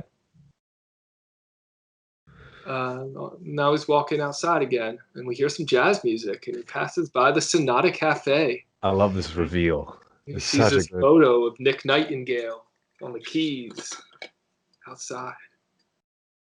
Because it's like the camera like kind of I don't think it actually backtracks, but maybe it does. Does it like because he stops walking, but I think the camera keeps moving. It like angles out so you can see. Right. Inside. And it's like, oh, it's the club that he's playing at. That's what he's looking at. Yeah. Yeah. So he goes inside. He enters. Yeah. The lighting in this scene, especially, yeah, is incredible. I mean, just the Christmas lights everywhere in most of the scenes, but in this one, it's just in the jazz club. It's just crazy. And then you also have the blue glow of the sign saying Sonata Cafe. It's great. Yeah. Nick Nightingale. Nick Nightingale. He doesn't see him perform, right? Like Just he the end catches of the song. end. Yeah. Okay. The end of it. Then they grab a drink. Mm-hmm. Nick and Bill. Bill's. Nick was surprised that he made it. He said, "But do you live in the village?" And he says, "No, I was seeing a patient." And then he's like very excited to tell Nick that he has I have an apartment in Central Park West. He asks where Nick lives. Apparently, he's got a wife and some kids in Seattle. Long way from home. Bill comments as far, but Nick says you got to go where the work is, which is why, that's why Bill is in the village. It's a less distance from, it's still in the same city, but he's going where the work is also, just on a lesser extent to cross country. But yeah, we're slaves to the grind. Yeah. We hear about a gig he's got coming up later this evening, which is a And he gets a secret. phone call. He's played it a couple times before. He goes and plays blindfolded. But the last time he did it, blindfold wasn't on too well. Uh-huh. Mm. Never seen such women, right? That's what he says. Yeah. It's just describing how amazing it is, and Bill's just like leaning in, and he's getting hot. He's into it. Yeah. But he's once again, like when he's describing this and like really getting Bill off, but in this description, he's cut off by a phone call again. But this time it's to get the address and the password of the party. And you get that close up of Bill helping Nick hold the napkin down so he can write Fidelio on it.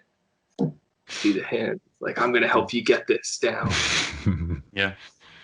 So now he knows the password is Fidelio, and he's just like, take me with you. And Nick is just like, no, I can't take you with me. That's not a thing. And he's like, all right, just tell me where it is, and we don't even have to go together. And they won't even know that it's because of you. You know, they won't know the relation. And so he breaks it down like, okay, even if I told you where it was, that you wouldn't get it and, you know, dress the way you are. It's a costume and mask party. You need a costume and a mask. He says, where are you going to get a costume at this hour? Which is in very New Cinderella. York. Very Cinderella-y. Yeah.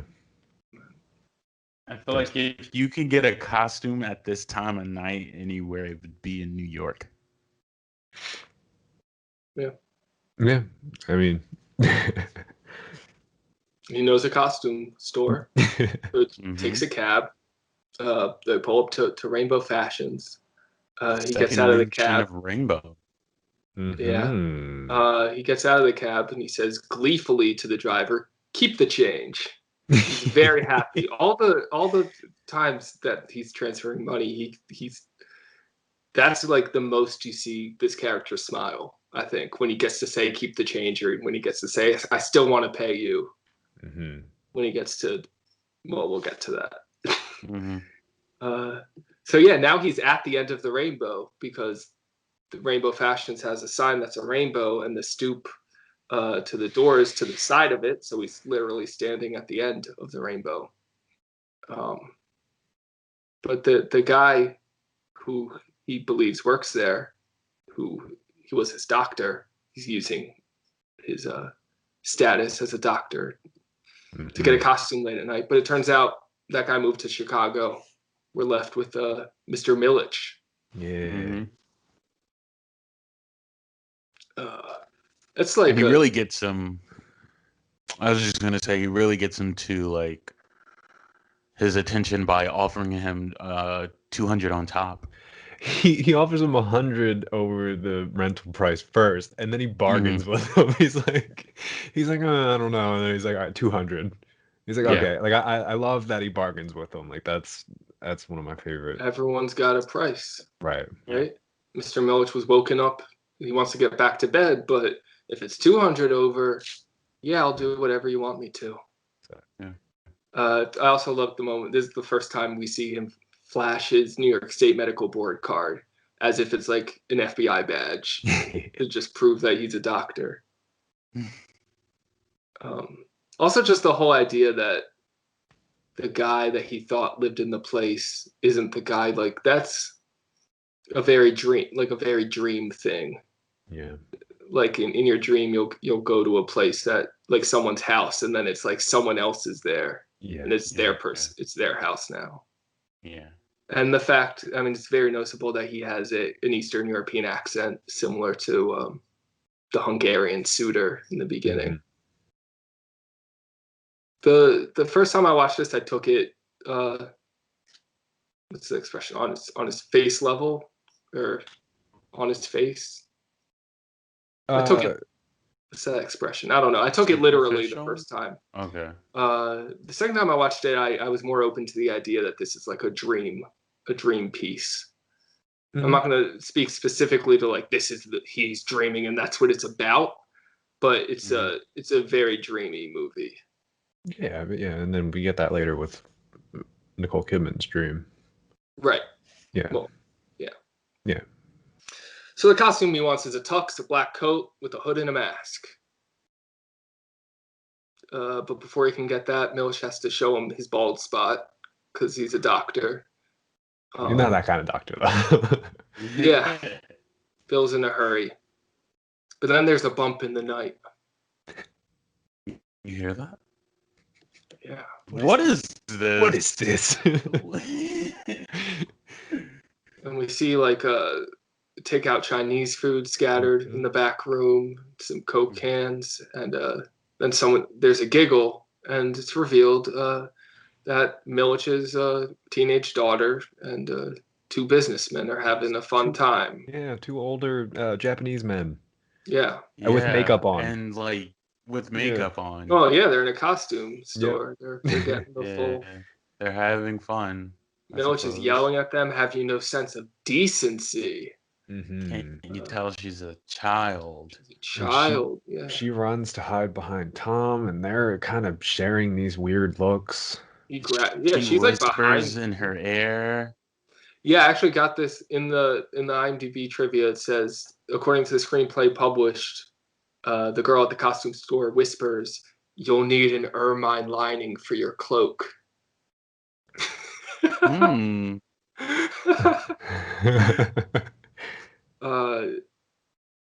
So Milich like locks the older men in the back room and says he's going to call the police, and then tries to like proceed with the transaction with Bill, with his daughter whispering, and then kind of trying to lead him back, but he doesn't go, because then we just cut to the taxi ride with some more fantasizing about his wife. Some more money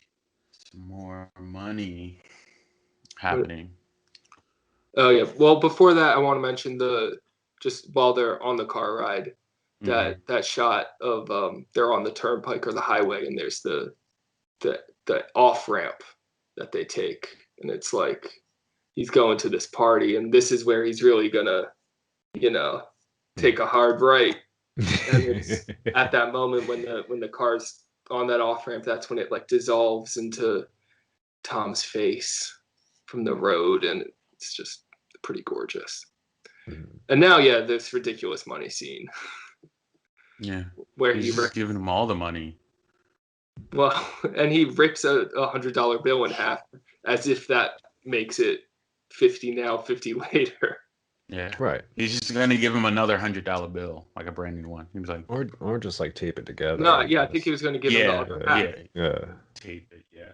Because he wants the cab to wait for him. To be his ride home. And this is another one of those conversations where the cab driver's like, "Well, how long are you going to be?" And Bill says, "Well, I don't know. I could be in and out, or I could be all night, but you'll get the rest of the money later." And he ends up agreeing to it. Yeah. There's two men at the gate, kind of giving Bill a look. I don't like it's definitely the characters. I don't know. I feel like it's a dumb decision on his part to not show up already wearing the cloak and hood and mask. And the mask. Like, why would he show his face? Yeah, Put on the mask. Yes. Come on, Tom Cruise. It's his first time. Wear your mask. It's his first time. He didn't know what he was walking into. He was out of his league, out of his depth. So in over his head, even. Say, "How can I help you?" And he says, "Would you like the password?" And they say, "I suppose you'd like the password." Yeah, right. Sure. Like Fidelio. Yeah, Fidelio. Fidelio, yo. And they let him in, and then we see. Their apartment was so nice, and Vic's house was so nice, but now we see the biggest house yet. The mansion. which was apparently filmed at a house owned by the Rothschilds. So, yeah. Mm-hmm. Yep. And right when he walks in, you hear this chanting. Yeah. I love the music. This is when it really just starts. Yeah. Oh, yeah. Once he enters those giant doors, the movie turns into something else for a little bit. Cranks it up a notch. I mean, this is the scene. We're here. We're at the orgy. We made it. We made it. We made it. Yeah. What So do you guys there's got? like this ritual going on, right? This is just very weird, odd ritual going on. And you see Nick is in the background, blindfolded, playing the piano. He's into it too. Like he's kind of like He's like, and Yeah. and Ritual. there's that. Oh, yeah. Were you going to describe it? Or... No, I was I'm just going to say, it's the red-robed man with the burning incense in the middle of the circle, encircled by masked naked women, skinny white women. Yeah. Uniform. Yeah, all looking like Nicole Kidman. Mm-hmm. Like they could be Nicole Kidman. And just all watched by these masked onlookers, and the guy burning the incense is banging the staff twice, a couple times, like dun dun a couple times. That causes the women to move closer and get on their knees, and then go around the circle one by one, kissing each other, or I guess two by two. Just touching. Yeah, touching their masses. Right, it's mass kissing. Yeah. There's that weird moment when he looks up. Oh, I love it. And they're looking, they look at him first, and then he looks that up. Slow zoom. Like you can tell, like, oh, that's the king and queen right there. Like they notice him, because they have like super nice masks. Yeah, and he, I love almost like the masks. general hat almost. Right, it's very specific, and I don't know. I should have looked this up because like I feel like I know that mask. So apparently, for like the design of the orgy, it's a lot of like a cross between, like ancient Venetian rituals, but also he mixed in like Catholicism into there. Right, and there's like the plague doctor mask in the crowd at one point. I wrote down a couple of masks at one point when we get that shot of like reaction really faces, but they're masks. Really great mask. Two of the skinny white women in the circle, like they have two of my favorite masks. There's the one with all the feathers, and then there's the one that's like kind of wooden like wings. Almost it looks like it's very like Padme Amidala. Like I'm like, all right, this is cool. So now the ritual continues where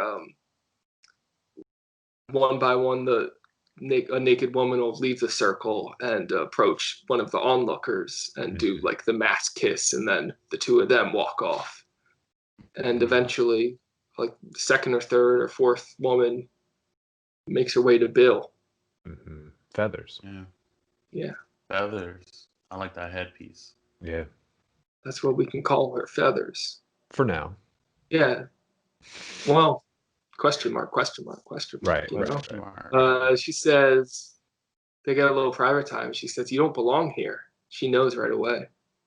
Yeah. Apparently, this was only revealed last year that this is Cate Blanchett's voice. Yeah, Bob told me that. I was like, huh. The actress they had do it because they filmed in London. Apparently, her American accent wasn't cutting it.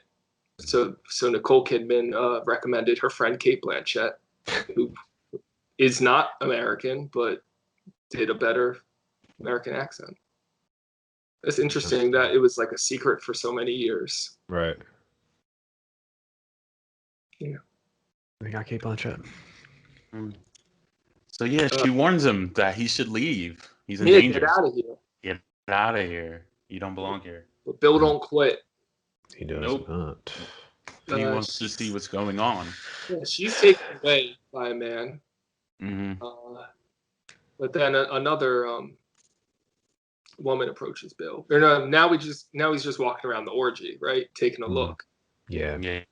And like, yeah, So and this we is get to like see it. seeing this at like such a young age, like this was intense to me. Like this was like I was like, wow, like this is a lot. But like now watching it, it's very tame. Yeah, Roger Ebert in his review referred to it as Austin Powers genital hide and seek. Like, you know that bit? Yeah. Like, that's how they filmed this scene. Like the way that they're positioned, where like you'll have the leg over the way it's crossed, like they're naked, but all the genitals are out of sight, at least in the orgy. Out of sight. The individuals you'll see, bottomless women, vaginas. Oh, what I was talking about.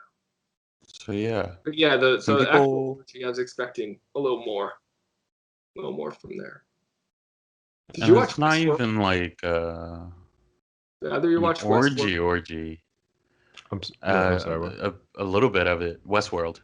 You see the orgies in Westworld? Oh yeah. Yeah, I was expecting something like that. I mean, that was definitely inspired by this, or just orgies, but not everybody was having sex. They were more so just viewing couples have sex. No more than 2 at a time. No, there were some piles. Yeah. There's some piles? Okay. Yeah. But the way they were like arranged was almost like they were doing like a art installation or something. Exactly. Not fucking. Yeah, it's all very It's like they were doing an immersive theater production. Exactly. Which is hilarious because we do an Arthur Schnitzler adaptation. Oh, really? Yeah, that's Laurent, the one. No, that's him. That's the same writer. He He's wrote. horny. Oh. He's so writer. they called him when they banned Laurent. They called him a Jewish pornographer. Mm. Yeah, apparently in the text that Eyes Wide Shut was based on, the main character is Jewish, but Kubrick removed that, saying, quote, he wanted him to be super vanilla. Mm-hmm. So it's like a very intentional choice. Yeah. And I guess to work in the Christmas stuff. So we see, he hits it off with a new masked woman now. Which it took me a while to realize it wasn't the same masked woman from before, honestly. Mm-hmm. And then the first one comes back. She's sent over to him by the guy with the mask, the one that looked at him before, I want to say, that gave him the head nod. She's sent over to him. I made this mask. I forgot to put it on. I figured I did that mask for the Halloween episode the last time we podcasted, all three of us. So I did another one. It's only fitting. You look like that guy from Courage. Oh no! Yeah, he's feeling very naughty. Okay. So yeah, he meets back up with the first one who takes him aside again. Now you hear the Shining music. The music from The Shining in this scene. Oh yeah. And I didn't recognize it. I know I just said it like I did, but I read about it in IMDb trivia. Kubrick references his other movies throughout this one. And the Shining reference is musical. The ballroom theme plays in the background of this scene. Okay. Yeah, I definitely remember that now. In the hallway, right? Like when she pulls him aside. Yeah. He's like, show me your face. Right. He's not listening to her warnings like, get the fuck out of here. No. You're in danger. I'm in danger. And he's like, let's show me your face. Like, no, first of all, if you're going to stay, keep your mask on. Do you not understand what's happening? That this is like they have like a ceremony. There's ritual to this. You keep the mask on. Yeah. Cruise. And now she's saying like our lives are in danger. Now she's saying our lives are in danger. Like. It's the danger level has gone up this time. But now he's being taken away by someone else. Now he's interrupted. He says, "Sir, are you the gentleman with the taxi waiting for you? Your driver wants a word. Come with me." And then he comes with him, and then the next shot we see good old blindfolded Nick Nightingale being led back into the room. I love this because in the next scene, like, Nick's going hard on the piano. Yes, But it's like he has to play the soundtrack to his friend being like called out for being like So the outsider at the orgy. It's so funny It's very funny. the first time, but then that theme repeats throughout the movie and it gets unsettling. Yes. I like it. To answer your question before we started this, yeah, this is going to be a long one. Right. I glanced at the time. Yeah.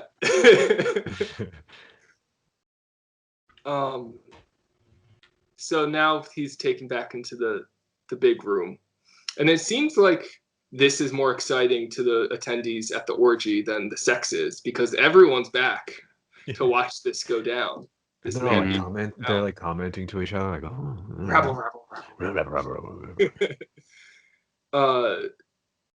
And the guy in the red robe sitting at like a throne, and he's questioning Bill. And this is where we get like these reaction shots, but it's not reactions because everyone's wearing masks. So my two favorite masks is number one, the mask with the O face. Like, yeah. And I'm a basic bitch art hoe, so I love the Picasso mask. Okay. Yeah, it was like the Picasso face. Mm. Yeah. Do that one. No, over here, I up there.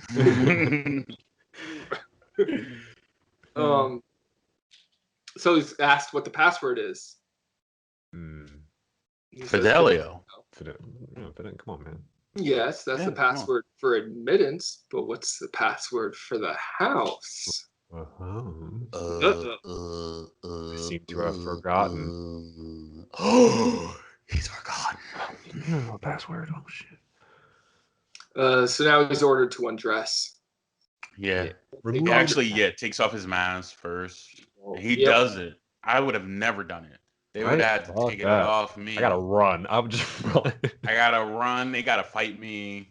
They gotta do something, but I'm not exposing myself like that. I don't know what these people look like, and now they know what I look like. Mm-hmm. The disadvantage of that is crazy. Yeah, but you know what they look like. Right. Yeah. Yeah. You're right. No, but that's so like just vulnerable. That's such a vulnerable position to be in. Yeah, to be the only person. Oh, it's scary. Like but now the masked woman, Feathers, appears on the balcony. Stop. Up top, it's perfectly centered in the frame. That zoom. That zoom. Yell stop. Volunteers as tribute. Says take me. Him. Yeah. Do you know what this means? Yeah, she agrees. Mm-hmm. And they tell Bill to go. They say go. So he goes. He goes. Well, we don't see him go. We night. just see him get home. We just see him open up the door to his apartment. First thing he does when he gets home is go to his daughter's bedroom to watch her sleep. Pretty sad. Yeah. Second thing he does is he takes his costume, locks it in a cabinet, and he gets to bed. Where he finds his wife sleeping and laughing. It's such a weird laugh. Such a weird to be laughing in your sleep. It's so weird. Did you see the point where your husband comes into the room? Did you see the part in her interview where she's asked specifically about that laugh? Yeah.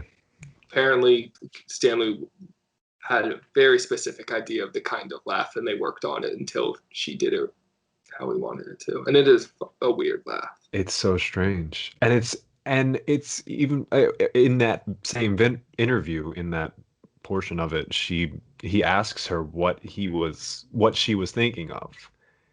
to produce that laugh, and Mhm. she's like the imagery of the dream. Yeah. It's wild. Like, it's wild. That's So wild. let's talk about this dream. He wakes her up because he says, "I thought you were having a nightmare," which is weird because she's laughing like she's Right. experiencing joy. Yeah. Yeah. So that's a lie on his part. Yeah. Right. So now he gets right into bed and he's almost in a fetal position. Alice is the big spoon, which I liked because after this night of being emasculated and Exposed unable to and rejected. rejected. Now he's the insecure little spoon, little baby, fetal position. And now he's hearing about Alice's dream. Oh God. Who wants to attack this one? Tell it. And she tells it so well. Why don't we just let her? just I can go. I got some bullet points. Yeah. Let's speed through this. you have it. It's a long pod. They're both naked in a deserted city, Bill and Alice. He runs away to get her clothes. Meanwhile, once he leaves, she feels a little different. She's not scared anymore. And then all of a sudden, she's lying in a garden, still naked. In comes the naval officer, and they start fucking. And she also fucks many other men. Then Bill comes back and witnesses her fucking these other men, and she can't help but laugh at him. Yeah. And she wants to shame him. She wants him to feel it. So she laughs even harder. She laughs at him. Yeah. And I was just like, yo, he just left that party. And like, what type of supernatural premonition is she like experiencing right now? Mhm. To where that's the dream she would have tonight upon his returning. And this is another instance of the blending the dream and reality and reality. Like the dream of the movie and the reality of the movie and then the reality of reality. You know what I'm saying? Like, No, but I like it. okay. I mean, I can, yeah, I'll get Chris Nolan to write a script. Yeah, I was just thinking about Inception. I was thinking about Tenet. Joseph Gordon-Levitt will explain it to you walking in a suit. Yeah. Let's get Michael Caine eating a meal while delivering exposition, which is apparently because he got dentures, Nice. and that's why it sounds weird. So people think they had him eat to like lessen how weird it sounds when he's talking with dentures. Anyway, back to Eyes Wide Shut. His name now was it's Michael daytime. Crosby in that movie, though. Just Sure, yeah. Michael. He's the Crosby. That was weird for me. But anyway, yeah, back to Eyes Wide Shut. Daytime. Sonata Cafe closed. But that picture of Nick Nightingale still there. And Gillespie's Diner next door, probably named after Dizzy Gillespie. Gillespie.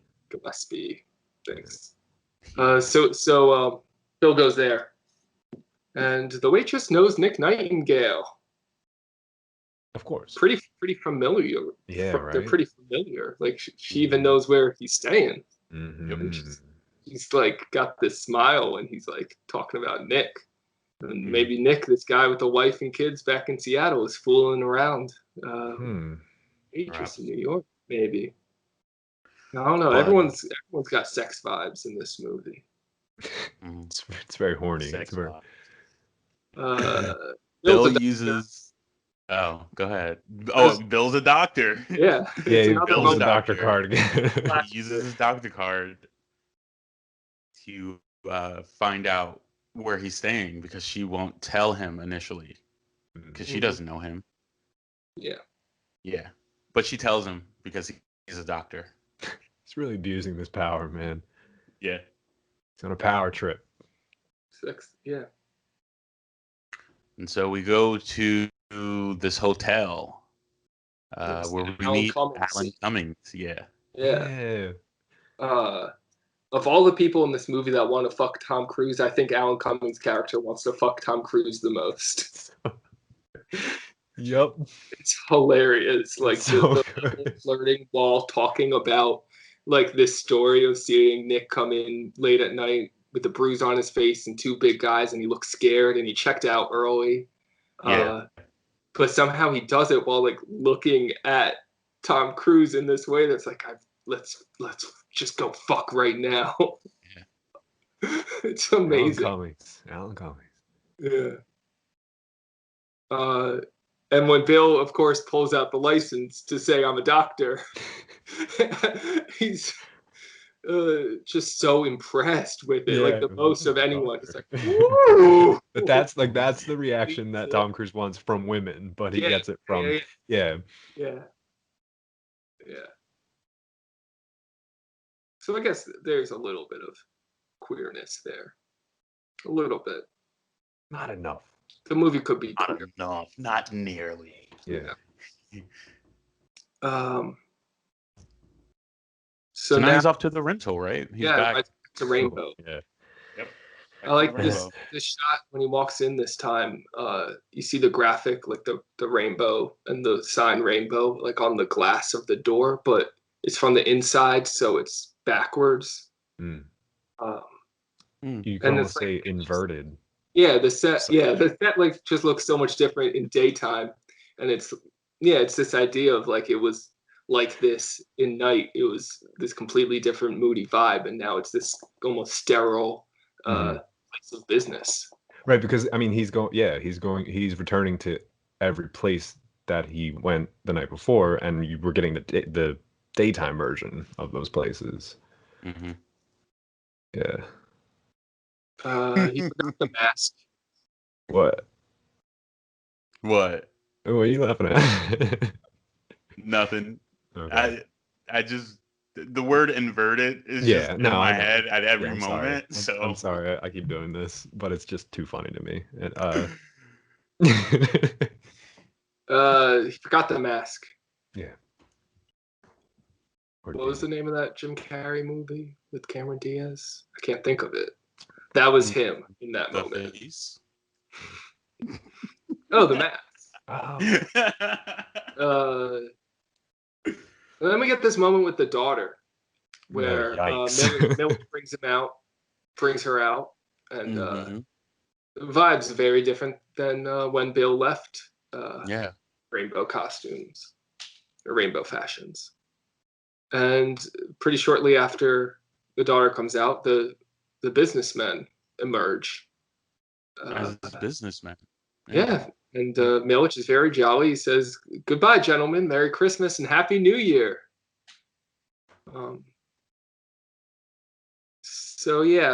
Bill's unsettled by this and asks some questions like, "Weren't you going to call the police? What happened?" Yeah. Milch says, "No, we came to an agreement." Came to an agreement. So he pimped out his daughter. Yep. He even offers her services. Yeah, he tells Bill, "Come back if you need anything, not just costuming needs." Puts his arm around her. Yep. Oh boy. Yeah. So I guess that would be a reference to Lolita, right? Oh, yeah. Still haven't seen that either.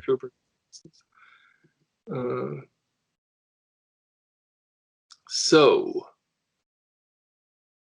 now Bill's at work. Yeah. Again, his secretary to cancel all his appointments for him. And also to call the garage to bring out his car. Did you know that Bill has a car? Such a surprise after all these taxi rides. Right. All of a sudden, he tells the nurse to call the garage to bring his car out. You don't want to drive your car around New York City, though. Yeah. Just my notes is he drives, and then next he drives. I have another weird specific note like that, where he's putting cream in his coffee at the diner, and then he gets a black coffee for lunch. I don't know. I mean, that could be like a very important detail, or it could just be something weird that is, Yeah, I don't know.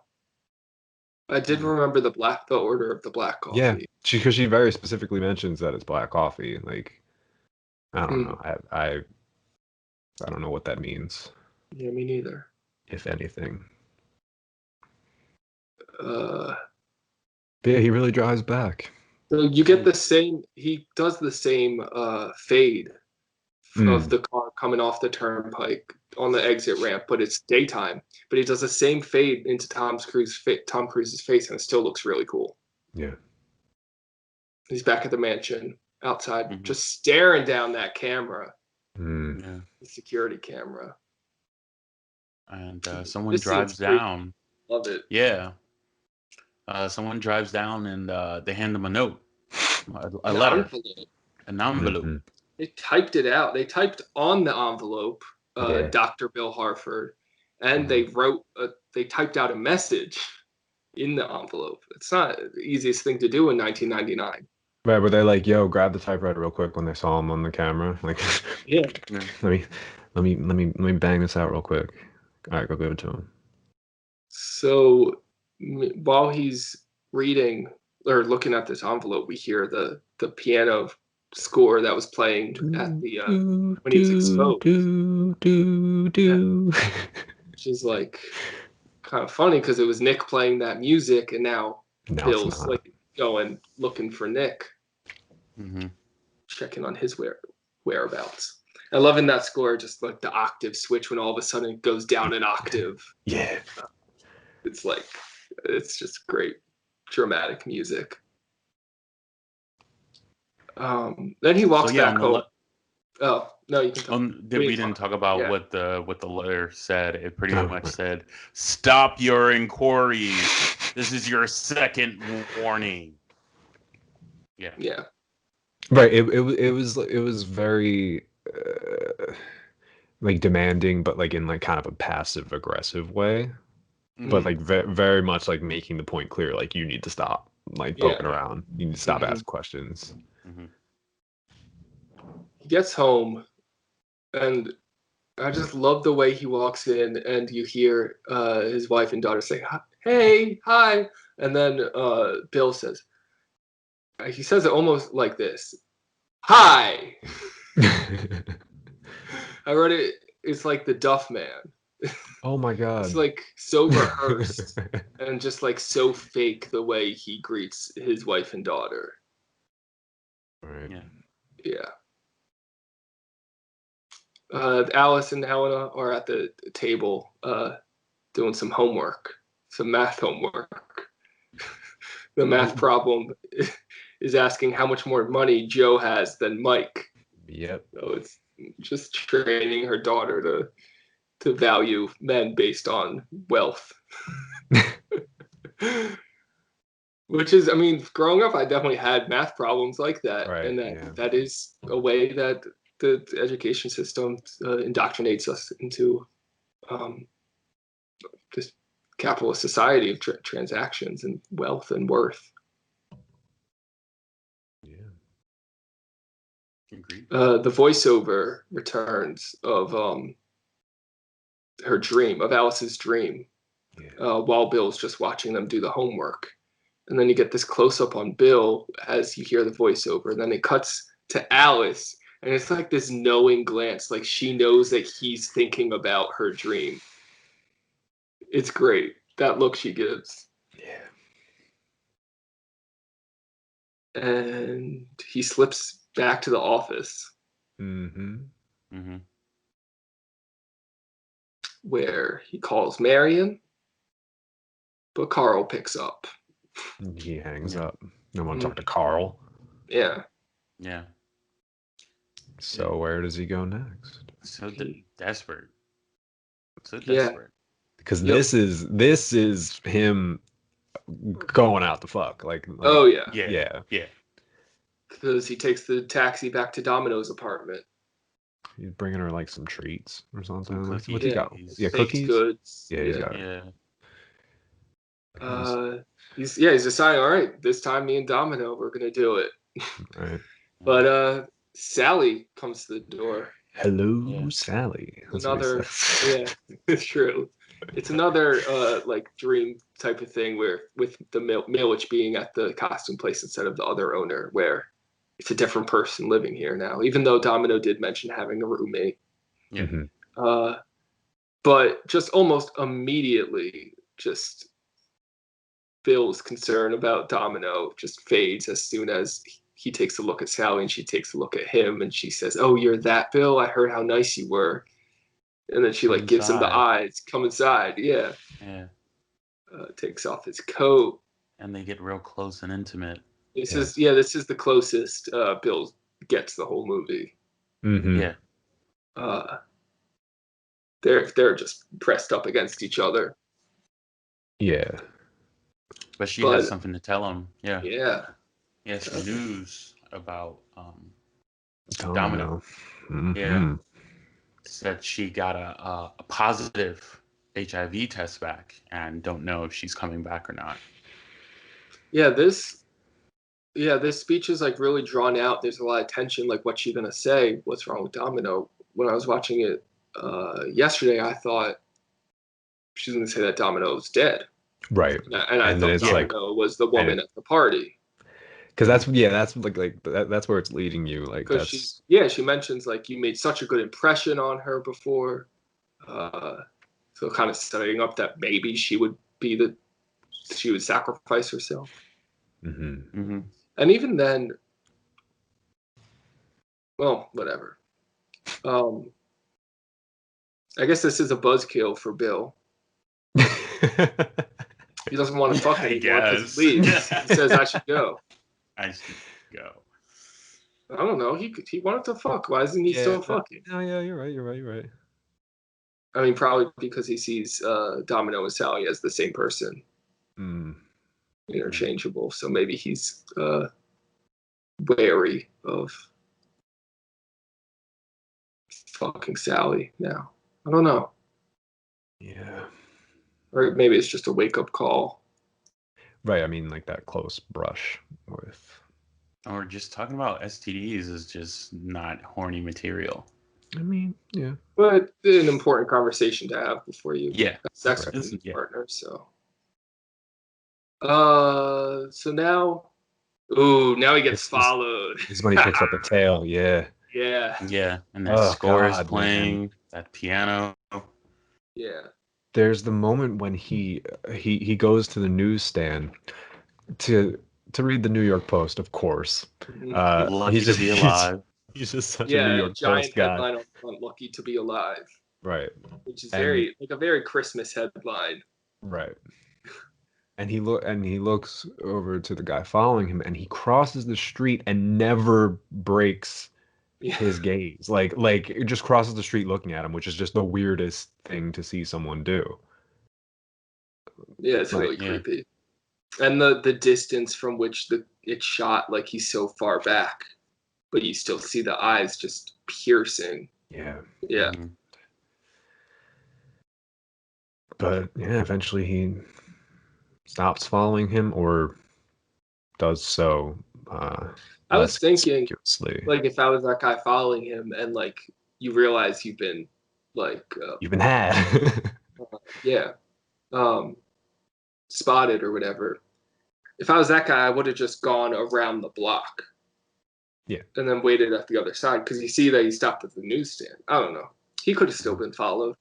Yeah, I mean, who knows? He goes into a cafe and he reads the paper and he sees the story about the beauty queen death.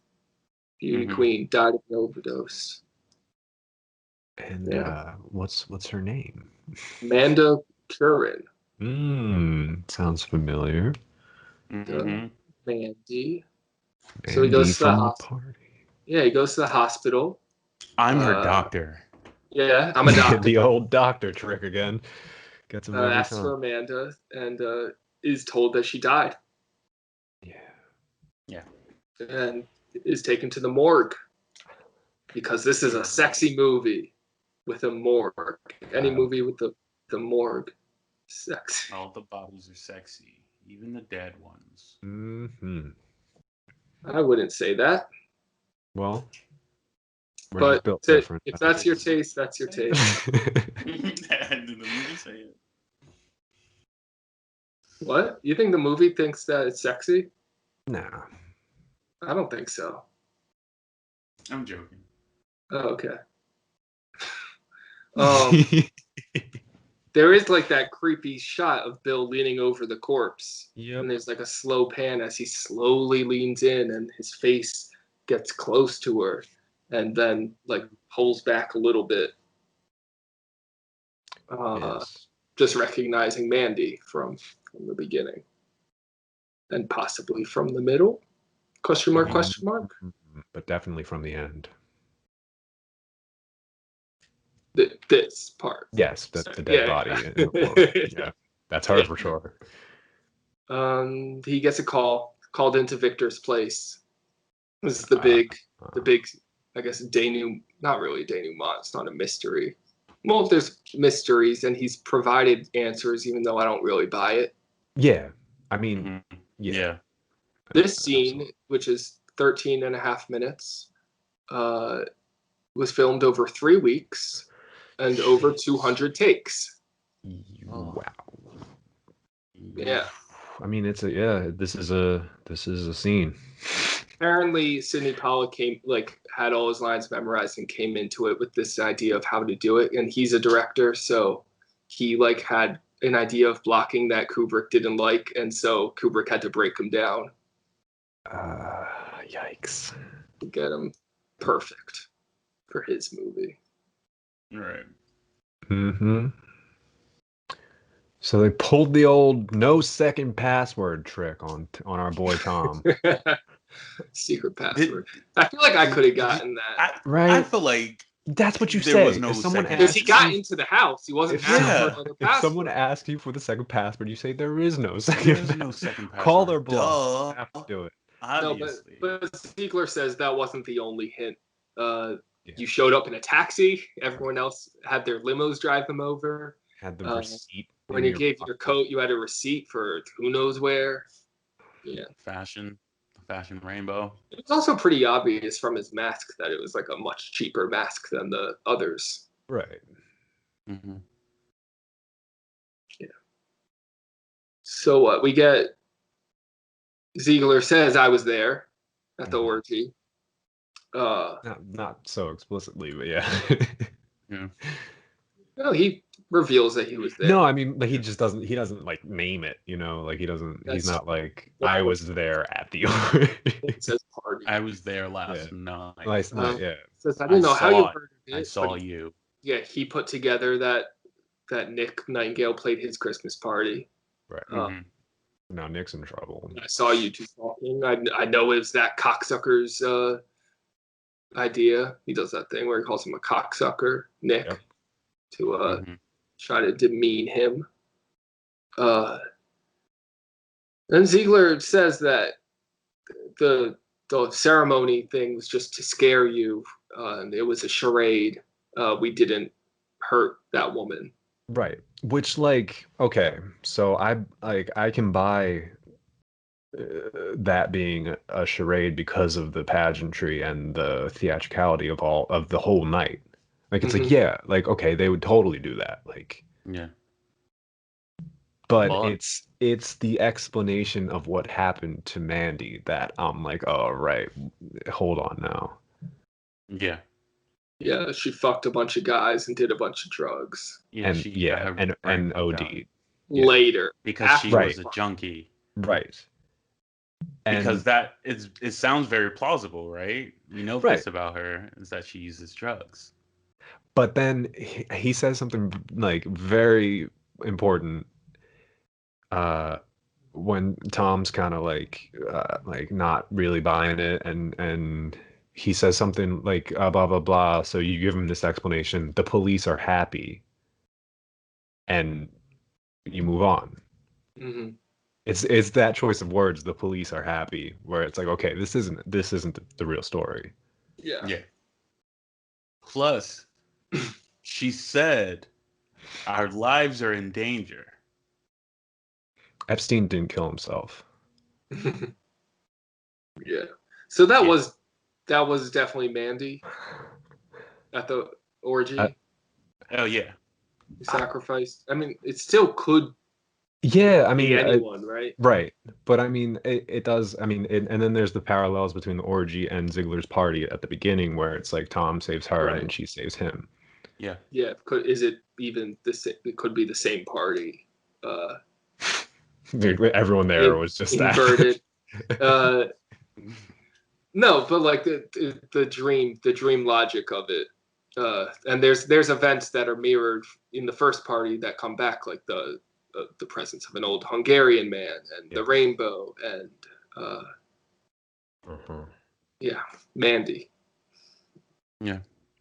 Bill also says, or Ziegler says that Nick's home in Seattle with his family. Check up on that.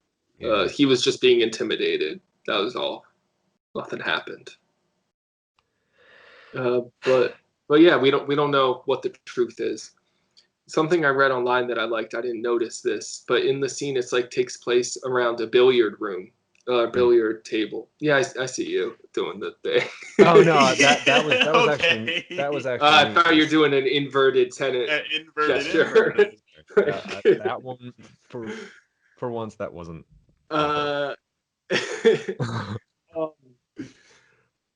Someone noted online, like with the way Ziegler handles his glass of brandy and the balls on the billiard table, he does this thing where he taps everything twice, like the guy in the red robe at the orgy tapping the staff twice. Yeah, nice. Yeah. Also, I just love the delivery. Ziegler's like trying to rationalize what happened to Mandy, and he says, "End of story." Oh, I can't do the noise. Damn it. He does like this pucker noise. End of story. Like, that's what it is. Yeah. But it's like... He's also not remorseful. No. Oh, no. Because he sees her as just, what does he say? Like she was a hooker. Like right? Like that's... Sorry, but that's what she was. And That's what it was. insinuating that sex workers deserve that kind of death. Right. Mm-hmm. He doesn't see The value sex workers as humans, as people. Yeah. Just. Then we have a close-up of the mask, the missing mask. And we pan over to reveal Alice sleeping next to it. Yeah.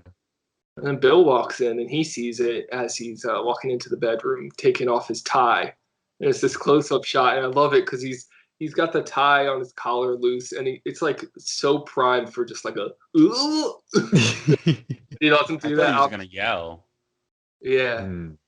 And you get the score with the single piano key being tapped over and over again. And Bill breaks down into tears. Yeah, he'll tell her everything. Wakes up Alice, tells her everything. Tell you everything. And then cut to her after crying for several hours, smoking a cigarette. Yeah, she the actually did. Viewer asked, "How did you look like you've been crying for 3 hours?" And she says, "Because I was crying for 3 hours." Stanley gave her the time. They had the time. Mm-hmm. And yeah, she looks distraught. People don't look like that in movies. You don't get that kind of fucked up look. Like just destroyed. Have the makeup of like lines under their eyes or something, but this just like the color of her face and like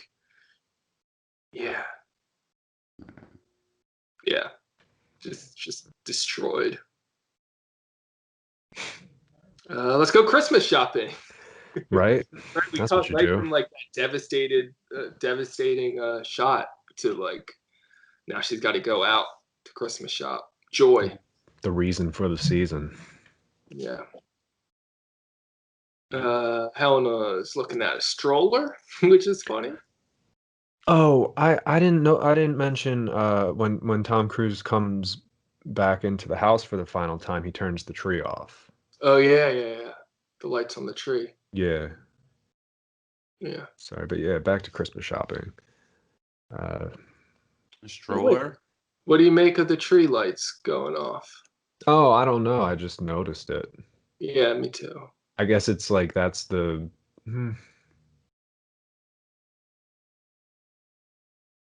Because then, right after that happens, he reveals everything. That's when it drops. It's over, right? Right. Kinda. Adventure's done. Right, and that's when he tells her everything. Yeah. All right, so they're at the department store or at the toy store. Couple of toys. Helena spots is a stroller she's into. A ballerina Barbie, of course. A giant teddy bear. Teddy bear. Nicole Kidman checks the price. We'll see. So then the last scene is in this store between Alice and Bill. But something I didn't notice watching the movie, only when I opened up the Wikipedia, in the plot summary, this is how it describes the end. Shopping with their daughter, who wanders near two older men who had been first seen at Ziegler's party. Unconcerned with their child, Bill apologizes to Alice. And I've replayed it a couple times, and it's creepy the way the daughter like runs off towards these two old men. The men don't look particularly malicious, but Yeah. It does then just go to a close-up of Oh my of god. Bill and Alice, and like, yeah, they aren't watching their daughter. Yo, And I then never noticed people that are before. connecting somehow. There's in the toy store these stuffed tigers that you see in the frame, and there were stuffed tigers. There's a stuffed tiger in Domino's bedroom, and Yeah. I don't know what the details are with this link, but somehow that's a symbol of child sex trafficking. Which goes back to the fucking Epstein stuff that I was Yeah. talking about, man. Yeah. And like even Scientology having like Tom Cruise in there. Mhm. Like, oh my Mhm. god, man. And they did Yeah. not like Nicole Yeah. Kidman. That's a Yeah, whole so other we could room 237 this movie all we right. want. Come up with different interpretations. There's like, I don't know, Kubrick just puts so many details in his movies that people can just go nuts. Yeah, Yeah. for sure. Yeah. Wow. All right, so this Well- this final convo. Yeah. Bill apologizes and asks what happens now. What next? Now says we should be grateful for our love that survived, and we're awake now, and hopefully we will be for a long time. And the final line, someone want to deliver it? You go ahead. All right. Oh, Yeah, go ahead. Oh, Yeah, she- no, go ahead. she says, and there's something I suppose we should do as soon as possible. And he says, what's that? She says, fuck. And that is the last word in Stanley Kubrick's filmography. Yeah. Yeah. Nicole Kidman saying fuck, because then we cut to credits. Yeah. The end. Hmm. That's Eyes Wide Shut. I I mentioned some of the IMDb trivia I saw. So I did copy down a couple of the actors that were considered for parts in this. And I think it's Oh, a little cool. interesting. Actually, beyond considered, Harvey Keitel and Jennifer Jason Leigh were hired and shot some scenes with Harvey Keitel as Ziegler in the Sidney Pollack role and Jennifer Jason Leigh as Marion. But the shoot went on so long, and they had obligations. Jennifer Jason Leigh to shoot Existence or whatever, however you pronounce that movie. I forget what Keitel's thing was, so they had to recast. Huh. That production took over a year. Melissa Joan Hart was considered for Domino. Mm. Yeah. I can see that.